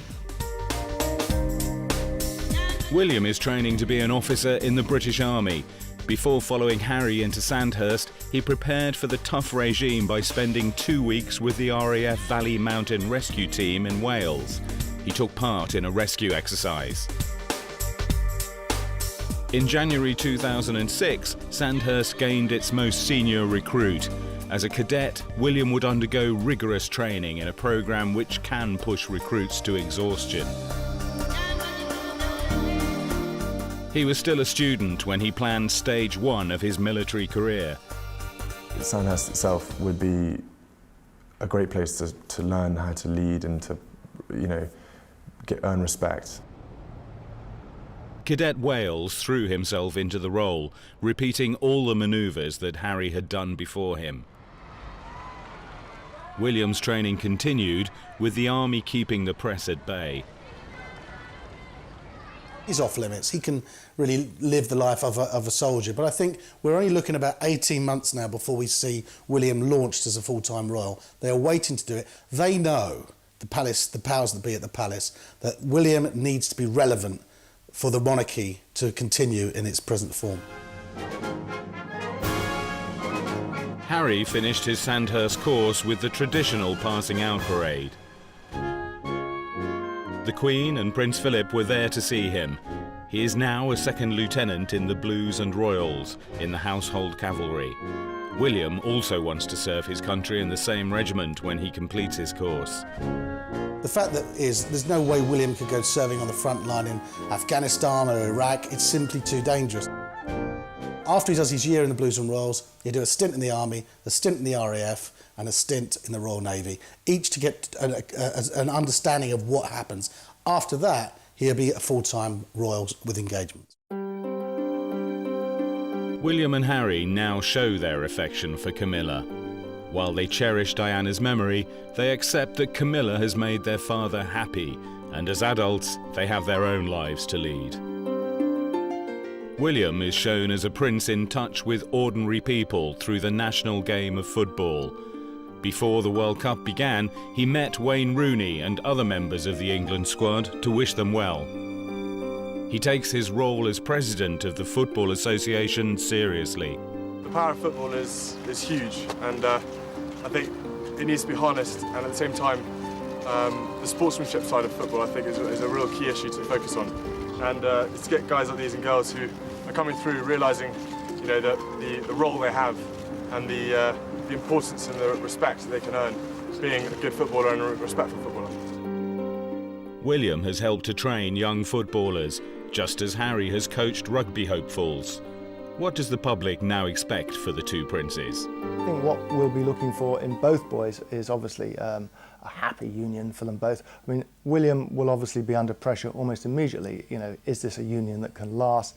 Can the Queen's grandchildren make happy marriages where her own children couldn't? There is no pressure on William in the way there was on his father to marry someone of a noble background. He can marry pretty much whoever he likes, and certainly that applies to Harry too. I mean, Harry's been dating a South African girl off and on for the last 18 months. There's no reason why he shouldn't marry this girl if he should want to. Chelsea is vivacious, the antithesis of demure Kate.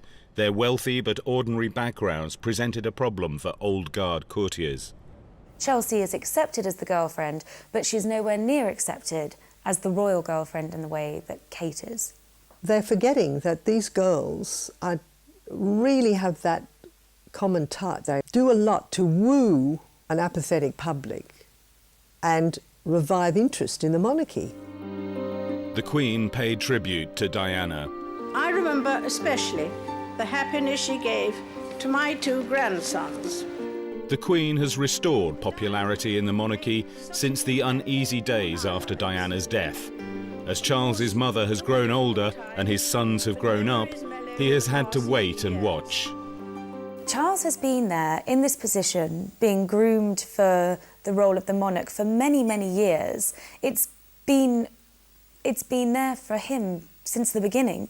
So if he was to hand over, I think perhaps he might feel he'd been cheated of something. I think a lot of this stems from public appetite and public argument. It's the public that would perhaps prefer to see William take power over his father. William upstages his father, just the way Diana always did. It's very difficult for William. He's more glamorous, he's better looking, he resembles his mother, and he's got a gorgeous girlfriend. Now, anybody like that is going to put somebody who's a bit of an old fogey, approaching 60, terribly in the shade. You know, that's just the way of the world. There's nothing they can do about it. So if William and Kate get married soon, who's going to bother? Who's going to be interested in Charles and Camilla?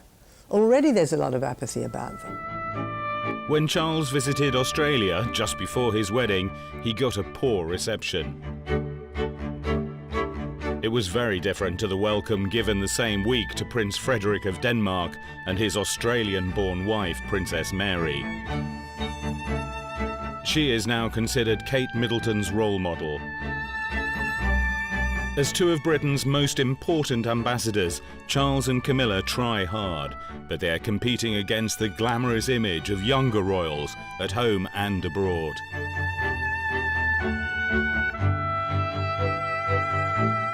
In May 2006, William attended the wedding of Camilla's daughter, Laura, to former Calvin Klein model Harry Lopez.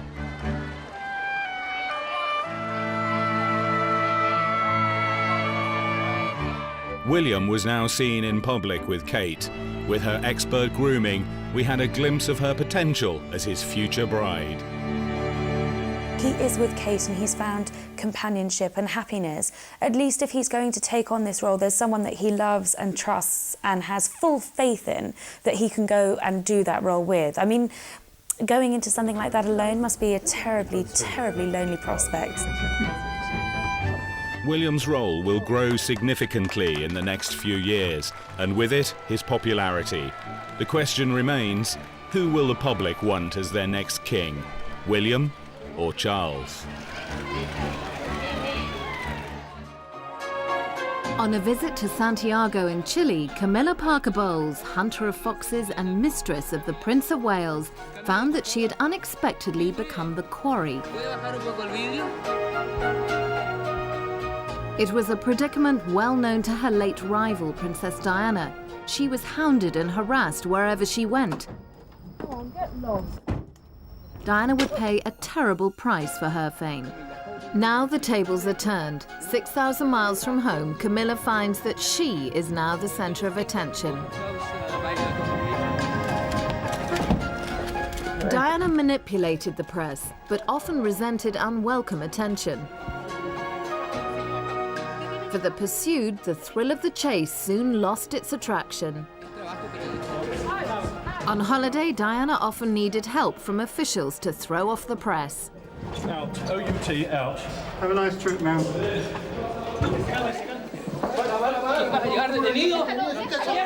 A few years later, Camilla too needed VIP protection. Camilla secretly visited her old friend Lucia Santa Cruz. Lucia introduced her to Prince Charles in the early 70s, and thus began a tantalizing saga of love and betrayal. Highgrove, country home of the Prince of Wales. In July 1997, it was the setting for a lavish 50th birthday party for Camilla. Such an honour exposed her to a new level of public scrutiny. I shouldn't think Prince Charles got the slightest clue what it could possibly be like to be Camilla. How could he? The whole rarefied way in which he was brought up, the rarefied way in which he lives. In 1992, Camilla was revealed as Charles's mistress in a shattering book written by Andrew Morton, to whom Diana had dictated the story of her unhappy marriage. Following publication, Camilla was invited into the royal fold at a polo match. But Camilla became the most reviled woman in Britain.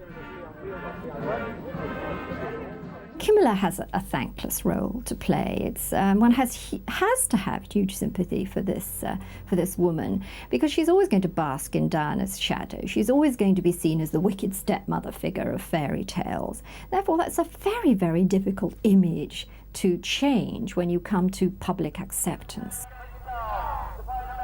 Charles met Camilla at a polo match when they were both single. Polo, a sport for the wealthy, had an appeal for seductive girls, as well as for officers and gentlemen. Charles would fill in his diary with polo fixtures before his public duties. He enjoyed the physical thrill of the game. It was the perfect social environment for a prince used to having his own way, until the tragedy of his divorce and Diana's death forced him to review his life. What has changed Charles fundamentally, actually, is Diana's death. I think he is an enormously changed man. I think that's thrown him into an incredible state of the soul. I mean, he's analysing the mistakes he's made, he's taking on the grief of his sons, he's feeling all the guilt about what he did. That's huge baggage. The birth of their sons, William in 1982 and Harry 2 years later, added the demands of parenthood to a failing marriage. Shortly after this Mallorcan holiday with the Spanish royal family in 1986, Charles went off alone to Balmoral and to his mistress Camilla. Keeping up the false image of a happy family placed a great strain on Diana. In 1987, they were apart for 3 months. Charles ignored press reports until the Queen intervened. He blamed the chill in the marriage on Diana's illness. That was Charles's great downfall, was the belief that he could actually put out one view of his character, that this was the man who was the loving, caring man nursing the wife through a very difficult period of time, when in fact the truth was totally different, and he actually believed that he could get away with it. Diana was told to conceal the marriage rift for the sake of Queen and country. Charles too pretended all was well. I'm quite sure that, as in the past has happened, and this is a history of the royal family going back 200-300 years, that the prince was expected to have a mistress. What happened, I think, with Diana was that she said, no, to hell with this, I'm not I'm not going to do this. I'm not going to lay down under Camilla or indeed lay down under Charles. But I'm going to be somebody who's my own woman, and if he's going to do that sort of thing, I'm going to fight back. Quite right too. My father was at that house. In 1990, on their first royal visit to Hungary, recently liberated from communism, Diana was already contemplating revenge against her husband. After the Morton book, where Diana had expressed her worries about the relationship of Charles and Camilla, that he knew perfectly well that all the Paris spin doctors had been saying that there wasn't anything at all and this was all part of Diana's fantasy. Well, they couldn't possibly have said that without his knowledge and approval. For him then to come out and say he had done, it was more than hypocrisy. I mean, it was an inhuman thing to say about your wife, who clearly was under very considerable stress over this marriage. And you just say, well, it's nonsense, she's not very well, you know. It is 300 years of arrogant inbreeding and getting your own way that created that. Because I don't think he's a bad man, but I do think that he's a man who's just been brought up in a tradition which we are no longer prepared to accept as something that is realistic. Charles believed he was the heir not just to the House of Windsor, but to 1,000 years of monarchy. His position and royal upbringing set him apart. Waiting for the throne isolated him further. His destiny was dictated by a family tradition begun by Queen Victoria and continued by her grandson George V. What happened, though, in the beginning of the 20th century with George V and Queen Mary was that there was a decision, I think quite deliberately taken by George V, that the monarchy should adapt itself to democracy. What we're going to do, we're going to symbolise the one thing that all our people have in common. Now, the thing that everybody had in common until the 1960s was family. You all belonged to a family, you were a product of a family, you were all going to get married. Very few people didn't get married and so on. And the House of Windsor did this, and it did it extraordinarily successfully. George V and Queen Mary, and later on George VI and Queen Elizabeth, now the Queen Mother, very, very successfully embodied typical middle-class bourgeois family values. It was a bourgeois monarchy. But some of the children rebelled, notably the eldest son, Edward, the Prince of Wales. He defied his parents' family values with a string of married mistresses. There was Thelma Furness, and Frida Dudley Ward, and Wallis Simpson, for whom he gave up the throne. Now, there are always exceptions. There was the exception, of course, of Edward VIII, who was driven from the throne because he wouldn't fulfil this particular set of values. He would not fulfill this image of the family monarchy. But the trouble is, you see, once you set yourself that standard, if you then veer from it, you suffer, and you suffer terribly.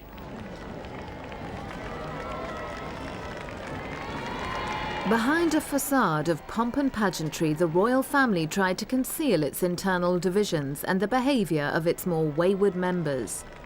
They might have decided from the 1960s, well, why don't we admit that the family is no longer as powerful a symbol as it used to be? You know, that divorce rates are increasing, there are more broken homes, there are more illegitimate children. Let's sort of shift the image a little bit, and they didn't. What they did instead, they constantly hyped it. They hyped it within the royal family. They hyped it supremely, of course, with the marriage of Charles and Diana. Their marriage was sold as a fairy tale. It was perceived to have said, we are morally virtuous. And then its conduct was discovered not to be morally virtuous. And that charge of hypocrisy was thrown at it, and it has stuck, and they will find it very difficult to get rid of it. Camilla was also following a family tradition of a special type of royal service. Her great-grandmother Alice Keppel had been King Edward's mistress. She was a very vivacious, very attractive, very charming woman, very sensuous kind of woman. There was Italian blood in her family. And so in a way she caught his eye, and he never really looked back. He was very taken with her. She was the perfect king's mistress. King Edward VII was a very restless, very difficult man. She knew exactly how to handle him. So she was, as I say, the perfect mistress for a king, for a man like him. Edward VII, you know, the man with so many mistresses, that there were allegedly sort of rules as to how the mistress should behave, and one of them sort of explained how a mistress was supposed to behave, that you curtsied first, called him sir, and then jumped into bed. You know, there was actually a sort of court etiquette for the mistress. In those days, there was no scandal about that kind of thing. The general public didn't know about it at all. If photographs of them appeared in British newspapers, then her face would be airbrushed out. You would see her hat, you would see her dress, but you wouldn't actually see who it was. In that way, the newspapers were very discreet about it. Alice Keppel played the perfect wife, but rumours surrounded the birth of her second child.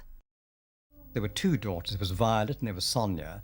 And as the second daughter, Sonia, was born after Alice Keppel had met the then Prince of Wales, it's quite likely that he was her father. No one can know this kind of thing for sure, but I think it is more than likely that the future King Edward VII was Sonia Keppel's father.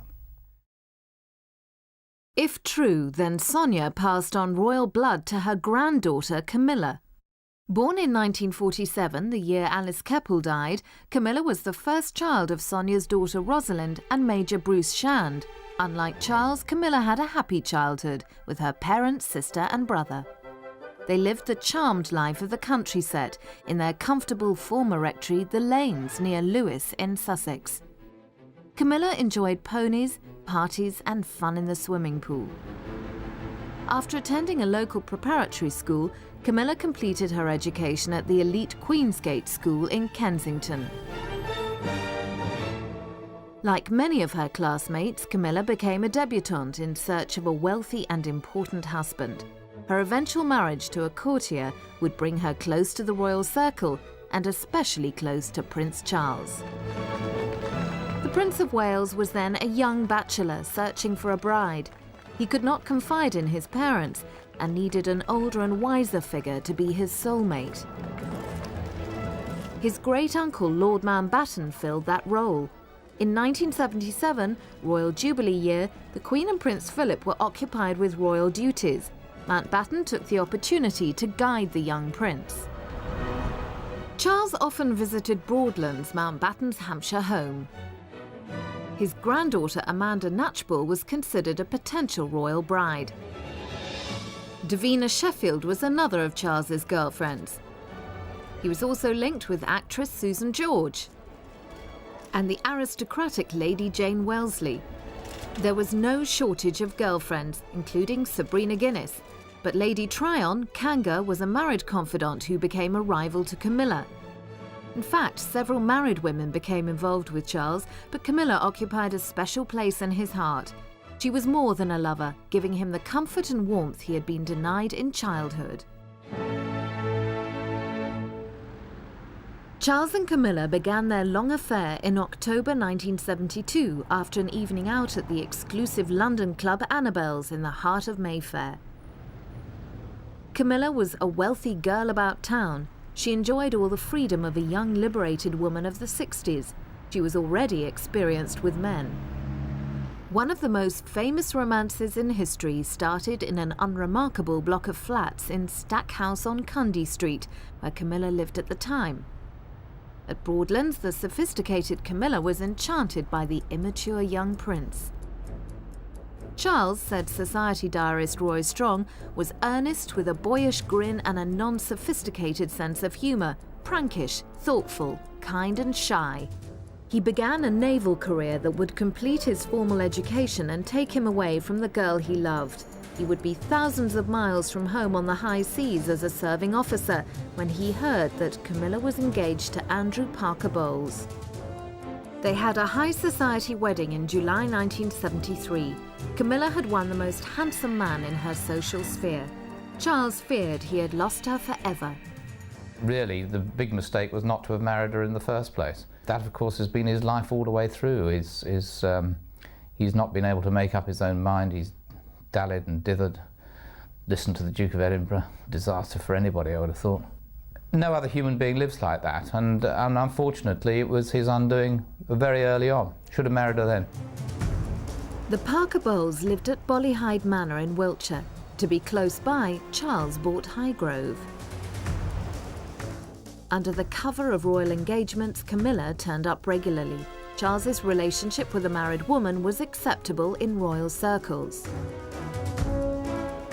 Charles and Camilla also met at Hall Place, the Hampshire home of Camilla's grandmother Sonia, the probable daughter of Edward VII. Enter now Charles's innocent fiancée, Lady Diana Spencer. She knew nothing at first of his secret life. An inexperienced 19-year-old, Diana had accepted Camilla's friendship at face value. No one would tell her the truth. The royal family and her own relatives remained silent about Charles's mistress.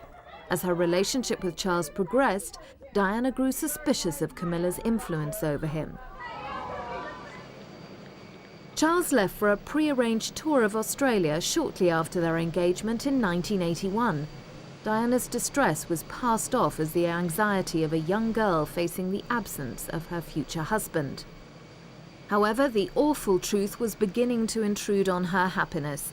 Diana had heard Charles take a last-minute phone call from Camilla before they left his office in Buckingham Palace.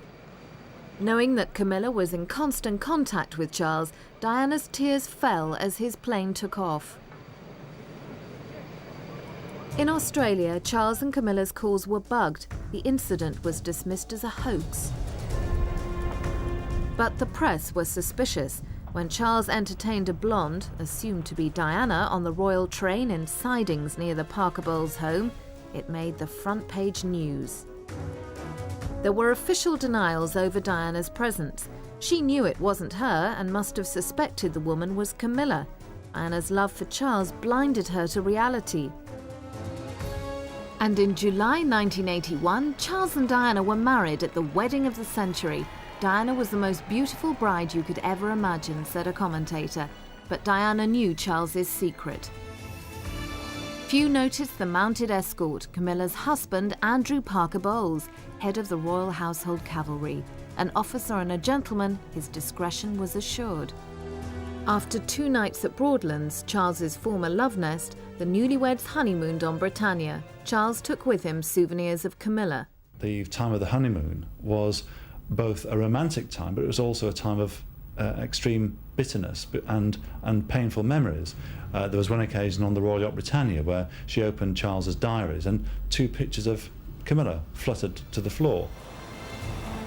Diana later informed Morton, her biographer, that she had suffered dreadfully from bulimia on her honeymoon cruise. She blamed Charles's infatuation with his mistress. Diana's obsession with Camilla grew to the point of psychological illness. At Balmoral later that summer, Diana hid her mental state from the cameras. She knew her husband could not give her the love she craved, and that he would always hunger for the woman he could not have. Prince Charles has a really very interesting chart because everything you look at in regard to women and relationships says, I want what I can't have. I have this romantic dream and that I want what's just out of reach. Again, he shares that with a lot of men. He's not very different there. So it may be that had Camilla been the wife, that he would have naturally looked for something that would give him just that extra sense of, if only I could have this person, then my life would be perfect. What is fascinating is that Camilla's sun and her moon, the 2 very key components in an astrological chart, are in exactly the same sign as Diana. So, I mean, you have some very similar connections from chart to chart. So I often felt that had he married Camilla, Diana might have been the great love of his life. The Queen did not invite Camilla to Balmoral, her home in Scotland. It was left to Charles's grandmother, the Queen Mother, to entertain Camilla and her husband at her home at Birkhall, a convenient location close by for Charles and Camilla to meet. Diana believed that she had allowed a special telephone line to be installed so that Charles could phone Camilla without fear of being bugged. In time, Diana grew to distrust and dislike the Queen Mother. Outwardly, for the Prince and Princess of Wales, the royal show went on. Their dancing displays enchanted Australians, first in 1983, and in 1985 when Diana stunned onlookers by wearing a royal heirloom as a jewelled headband.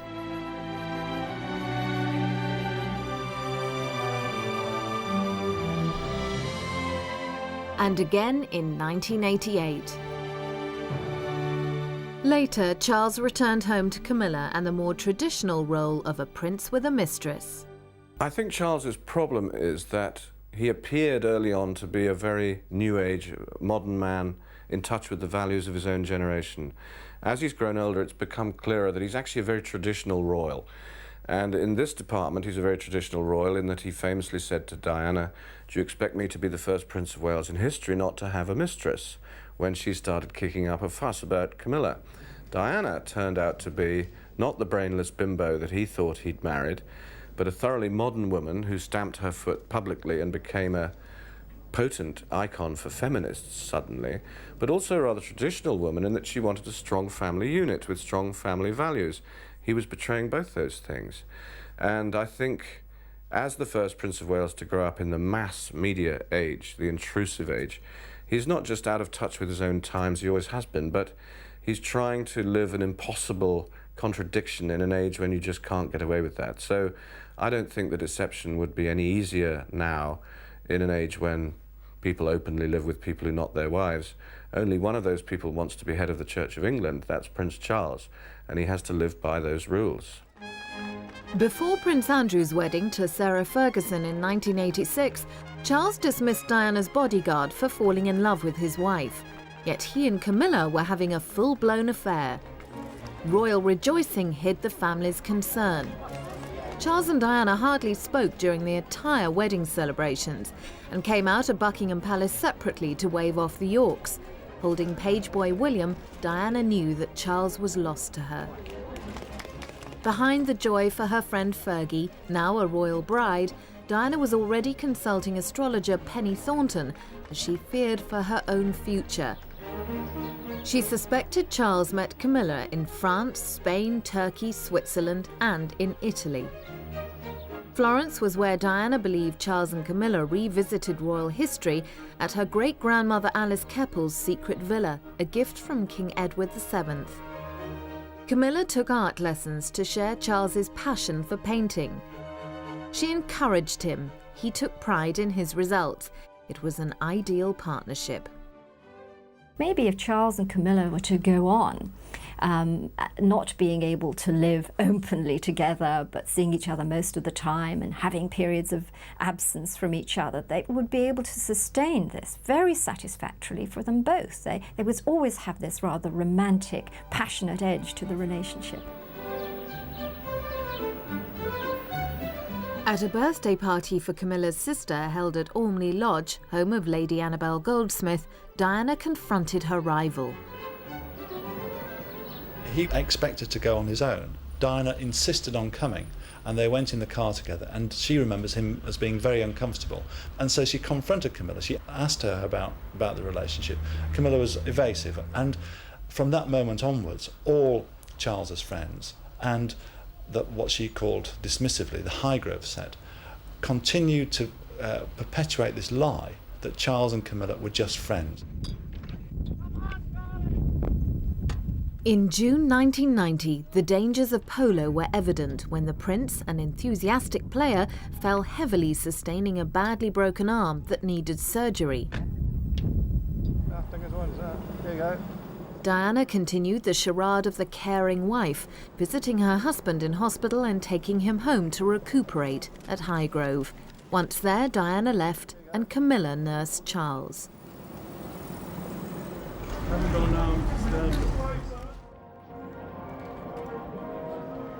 The broken bone refused to heal and caused Charles such pain that another operation was necessary. A specialist had to reset the injured arm. Camilla secretly visited Charles in hospital. Keep moving back, please. Diana spent much of her time at the hospital meeting other patients, but afterwards she repeated the practiced performance of a dutiful wife, aware that the cameras were clicking and the press were covering Charles's departure. Concealing a sham marriage in which Camilla was the third party, they went home. Camilla would enter through Highgrove's gardens the moment Diana had gone. Diana lost her home as well as her husband to Camilla. I mean, I think a lot of people who not only cared about Diana, but cared about the whole notion of the royal family being able to choose a 19-year-old bride for the future king and have her give birth to his children and then be so unceremoniously dumped and have her heart broken. In some ways, we understand why Prince Charles did what he did. He had to have a wife, he had to have children, he couldn't have the woman he wanted. But she, Camilla, she was, you know, a country housewife, bringing up her children. She's the one who should have stepped aside and said, oh no, I can't do this to this girl. I can't do this, you know, because I'm decent and human and I can't watch this girl suffering and becoming suicidal and mentally unstable and ruin her life and her children's lives. Camilla's the one who should have stepped aside. Eventually, servants revealed details of Charles's conduct. Camilla had destroyed the fairy tale. Royal mistresses are exceedingly unpopular. There have been some popular royal mistresses, but they're very, very rare. Royal mistresses are unpopular first because they're marriage breakers, and certainly most women in a population will always side against somebody who is seen as a marriage breaker. Diana had an affair with Guards officer James Hewitt over a period of 5 years. She fantasized about breaking free from her marriage, but at that stage it was an impossible dream. There were other loves too, possibly 7 during her lifetime, all hidden beneath a veneer of duty. Diana took her public position seriously. She performed the traditional roles like being Colonel-in-Chief of the Royal Hampshire Regiment with grace and with a smile. She was the ideal choice as Princess of Wales and future Queen. Diana delighted in criticisms of Camilla, who was older, badly groomed and much less attractive than herself. When you see her in the flesh, she does have something special. She's got strong features. She may not be a conventional beauty. The great endearing thing about her is she doesn't care anyway.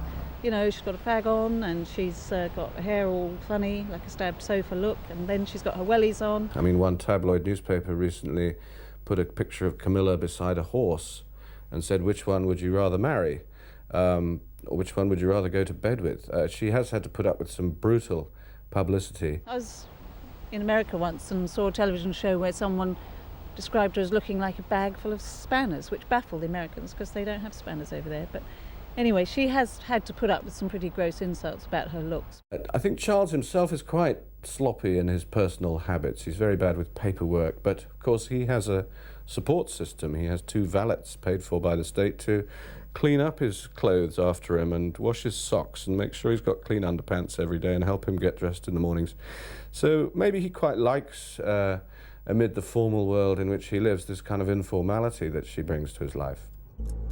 Charles and Camilla enjoyed secret rendezvous all over Britain. They regularly met at country houses such as Garraby Hall in Yorkshire, home of the Earl of Halifax. Eaton Hall, the Cheshire estate of the Dowager Duchess of Westminster, was another. A familiar retreat was Northmoor, then the Norfolk stud farm of Hugh and Emily Van Cutsum. Close friends protected the couple's privacy. The famously elegant, stately home of the Earl and Countess of Shelburne, Bowood, was a favourite meeting place. Earl Shelburne challenged newspaper reports of their visits to protect Charles. Psychologically, it's very important to have a group of friends who will see you as a couple and acknowledge you as a couple and give you not just the emotional and psychological support, but also lend perhaps homes and opportunities where everything can be kept in its concealed situation, primarily so as not to upset anyone else. It's not so much deceitful as protective, I think. Behind the fences of Camilla's home, Middlewick House, Charles was a regular visitor. On one occasion, the press got wind that the heir to the throne was staying over. Huddled under rugs in the back seat of a chauffeur-driven car, Prince of Darkness was forced to experience the indignity of a hasty escape into the night. Impervious to this kind of evidence, Charles's office continued to undermine Diana's credibility. We were being told that Charles and Diana were trying to get their life back together again. And this was after the Andrew Morton book had first revealed Diana's worries about Camilla, and before the actual breakup. So they were due to go on a royal tour of Korea. And we were asked to hold off any kind of criticism of Charles and Diana. Meanwhile, the spin doctors at the palace were saying that Charles was trying to help Diana through this very difficult period of time that she was having, and that all this fantasy that she was having about Camilla being Charles's mistress was the problem of her illness and her bulimia. So they were all bad-mouthing her like mad. A scheduled royal visit to Korea in early November 1992 went ahead, but the tour was a mistake. The couple offended their hosts with their personal animosity towards one another. Quite simply, Charles and Diana could not stand each other's presence. It was the most disastrous public relations exercise, and it was quite clear that the two loathed each other. I mean, you only had to look at the pictures, and they were called the glums and all sorts of awful things.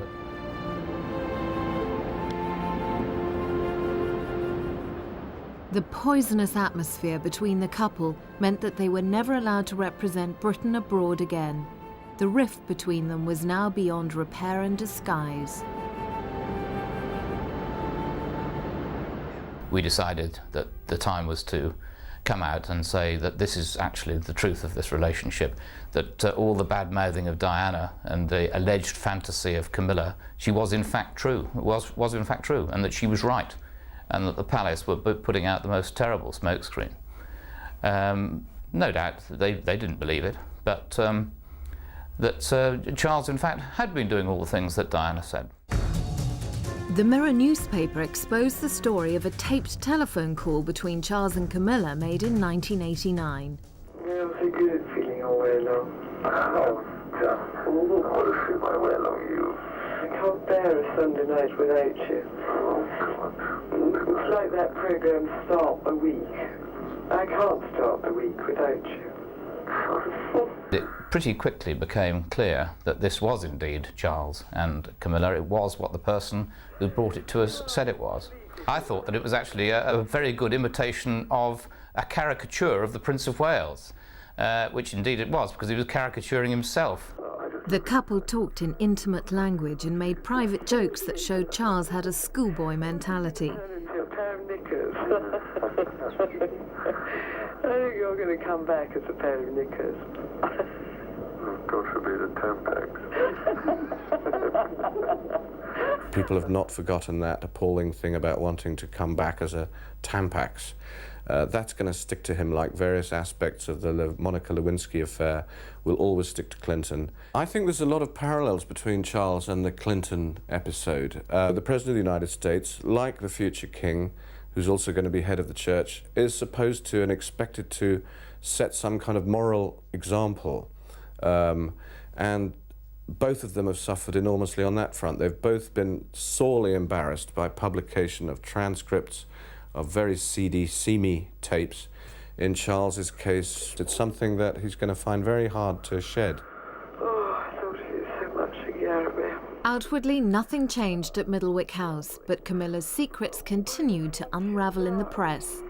It seemed such an invasion of privacy, but it was quite clear that these two had a tremendously sexy and passionate relationship, and that she was able to touch those parts of Charles that perhaps other people hadn't been able to reach, which is his mind, his eroticism, and all that kind of thing. So they clearly have a very, very strong physical, sexual base, and that's a wonderful factor and an enduring factor for a long-term relationship. Diana feared that she would be divorced against her wishes and lose her children to the royal family. She took the unwise step of going public in a shattering television interview. She confessed to an affair with Major James Hewitt, but blamed Camilla for the breakdown of her marriage.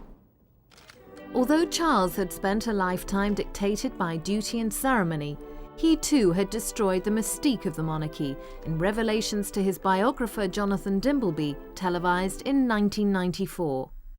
He admitted adultery with Camilla. He answered truthfully about the adultery. Now, the immediate reaction was very well done him, this is very brave of him to admit his adultery. It wasn't anything of the sort, because it unleashed all those demons of the lies that had gone before.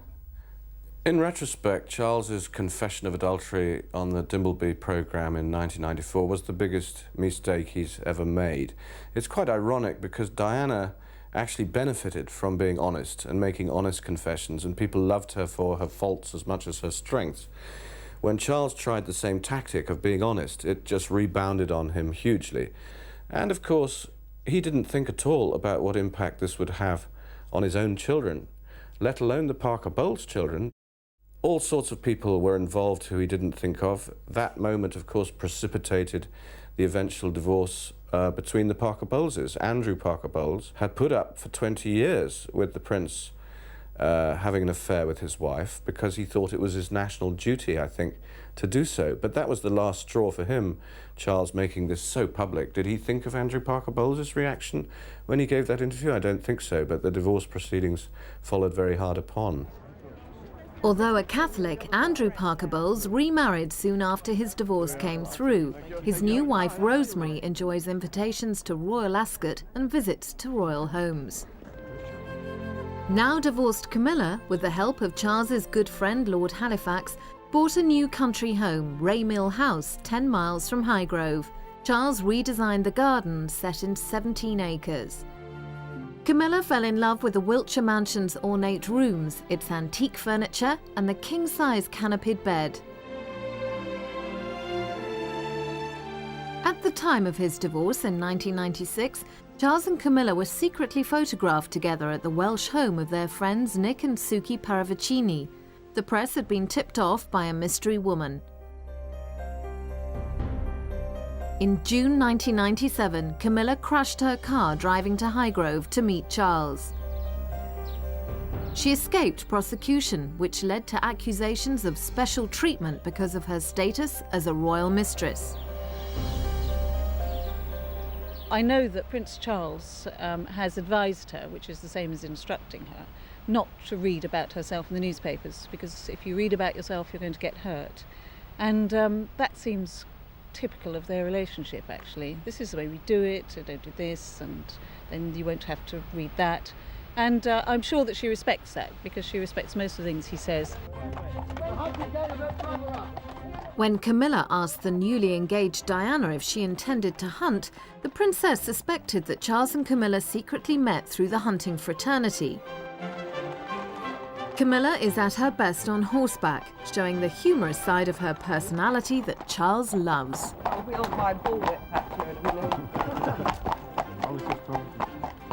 I think the fact that Camilla exudes a kind of quality of friendliness, of ease. I mean, she's prepared to muck in with Charles. She doesn't have tremendous airs and graces. She's coming from the same place as he's coming from. And he feels very comfortable with her. Through the National Osteoporosis Society, Camilla has found a suitable cause to launch her charitable work. It's apparent that Camilla, in her own walk of life, is tremendously popular. She does a lot of fundraising, the charities she works with. She's very outgoing and people adore her, so she's very fitted to the role. She could easily carry off an ambassadoress type role equally as well as Diana. Not everyone would agree. Diana's ability to empathise with suffering wherever she found it was unique and cannot and should not be imitated. Strangely, Diana seemed to have some sympathy for Camilla once her marriage was over and she was a free woman. I had lunch with Diana, just the two of us, about 9 months before she died, when she was in more mellow mood about the whole issue of Charles and Camilla. She'd relaxed since the divorce settlement. She wasn't quite as spiky in what she said about Charles, and she wasn't quite as spiky as what she said about Camilla, the famous third person in their marriage. And she said to me, look, why don't they get married? I'm past caring, was how she put it. She wished Charles reasonably well. Why shouldn't he marry Camilla? These enduring memories of Diana's last campaign against landmines in Sarajevo, just days before her death, have elevated the late princess to a near religious status. But how has her death affected Charles? A great deal of trouble has been removed from his life, and that's clear. A great deal of trouble, and it was only going to get worse. They were battling over the children. battling for their affections. I mean, Diana was, you know, she was weak in many ways. She was a deeply flawed person. She knew that, and we knew that. And it's ridiculous to make her out to be a saint. She was human, if nothing else. For several months after Diana's death, Camilla stayed hidden away. Comparisons between the princess and the woman who destroyed her marriage were frequent. In the winter, she and Charles hunted. They were careful not to be photographed together. Aware of public sentiment after Diana's death, Charles and Camilla put on hold their plans to appear in public together. Instead, they weekended at secret locations, such as Llanover in Wales, where they stayed at the secluded leafy estate of Robert Herbert and his wife Philippa. There has been that element of thrill and secrecy, which is undeniable. I mean, no one who's ever had an affair, a love affair, would deny that there is a thrill in using code names and secret trysts, and it adds to the frisson. Is we can meet on Saturday night and nobody knows but us, and then someone will set apart a magnificent bedroom suite and give them their privacy and tiptoe around them, and there must be a huge element of being terribly special for all these years. Charles says Camilla is the non-negotiable part of his life. His staff now have to include her when planning his private diary. There's no doubt at all that he set up this network, and he has plenty of people working for him. He doesn't have to actually make the phone calls himself to say, I'll be down at 2:30 and perhaps you'd like to invite so-and-so to dinner. He's got a whole army of people only too happy to do that for him. And of course, they have grudgingly come to accept Camilla too. At Beauwood House, she is welcomed by Earl and Countess Shelburne, but some aristocrats put loyalty to the Queen first and avoid Camilla.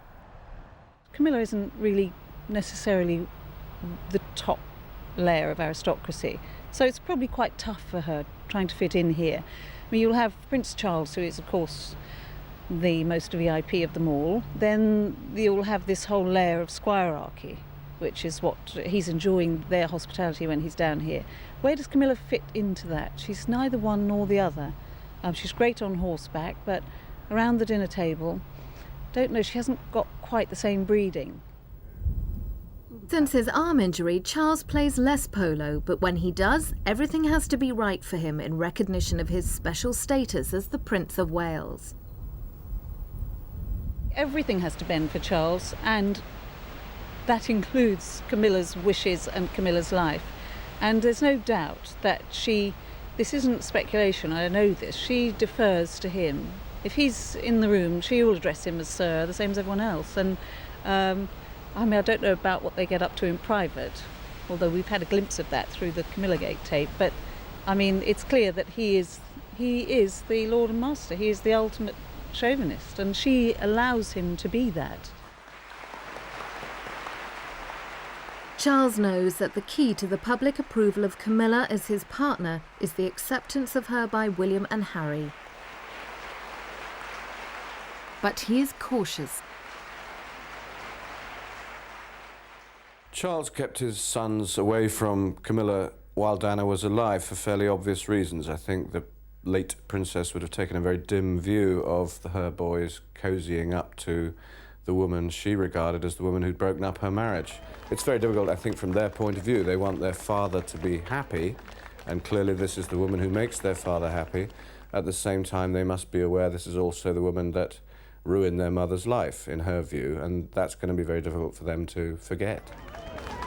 When Camilla held a party for Charles at Highgrove, William was invited, and so was Harry. But I think of the two boys, it's probably Harry who feels most unable to meet this woman who he felt made his mother terribly, terribly unhappy. I think William, even though William would appear to be a chip off the old block in the sense of his mother, they had very, very similar characteristics. I think he's of an age where he feels that life changes, life must go on, and that tolerance and acceptance are part of that. I mean, I think he has a more mature attitude. One of Charles's best-loved sanctuaries is the Glannask estate in Wales, home of Siân Leg-Burke, lady-in-waiting to Princess Anne.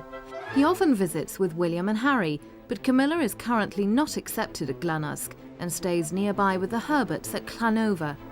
This has always been his safest haven of all. He loves Charlotte Burke and her husband William, and they love having him around, and it's comfortable, it's farmy, it's all the things he loves. There's a river running through it, there's horses, there's shooting, there's everything that he and Harry and little William love.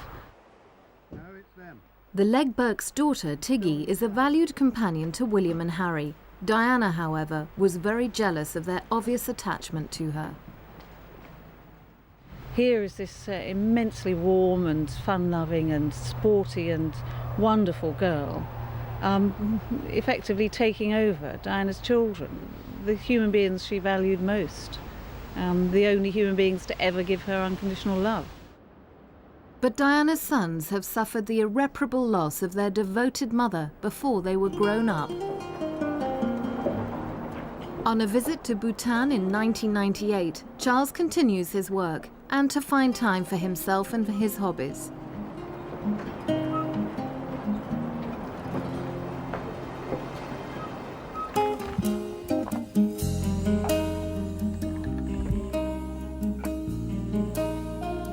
He hopes that one day the public will accept Camilla as his partner.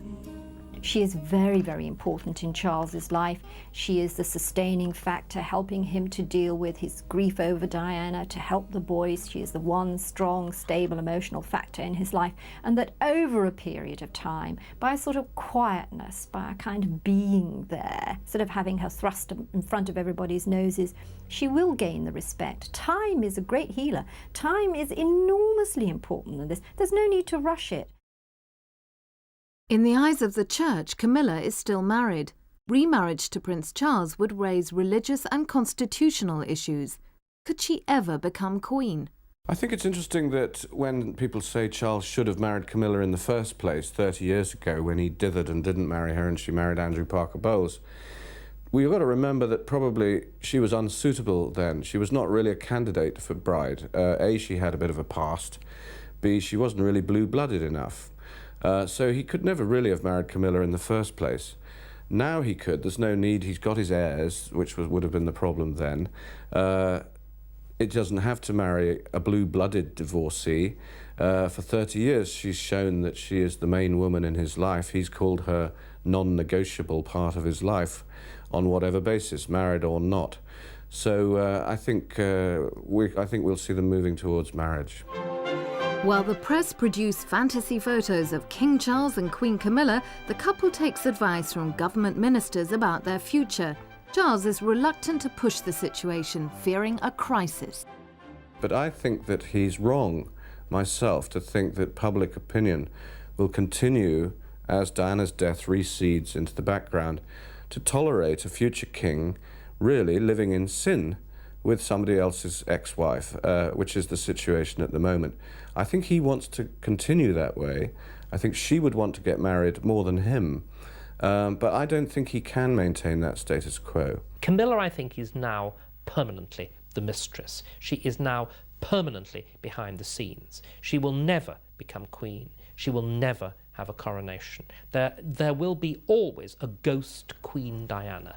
By a deep paradox, Diana's death put her back into the royal family. And in a funny kind of way, she's queen from beyond the grave. Some suspect that Camilla asked her friend Lucia Santa Cruz to help her have her marriage to a Roman Catholic annulled so that she would no longer have the stigma of divorce over her head.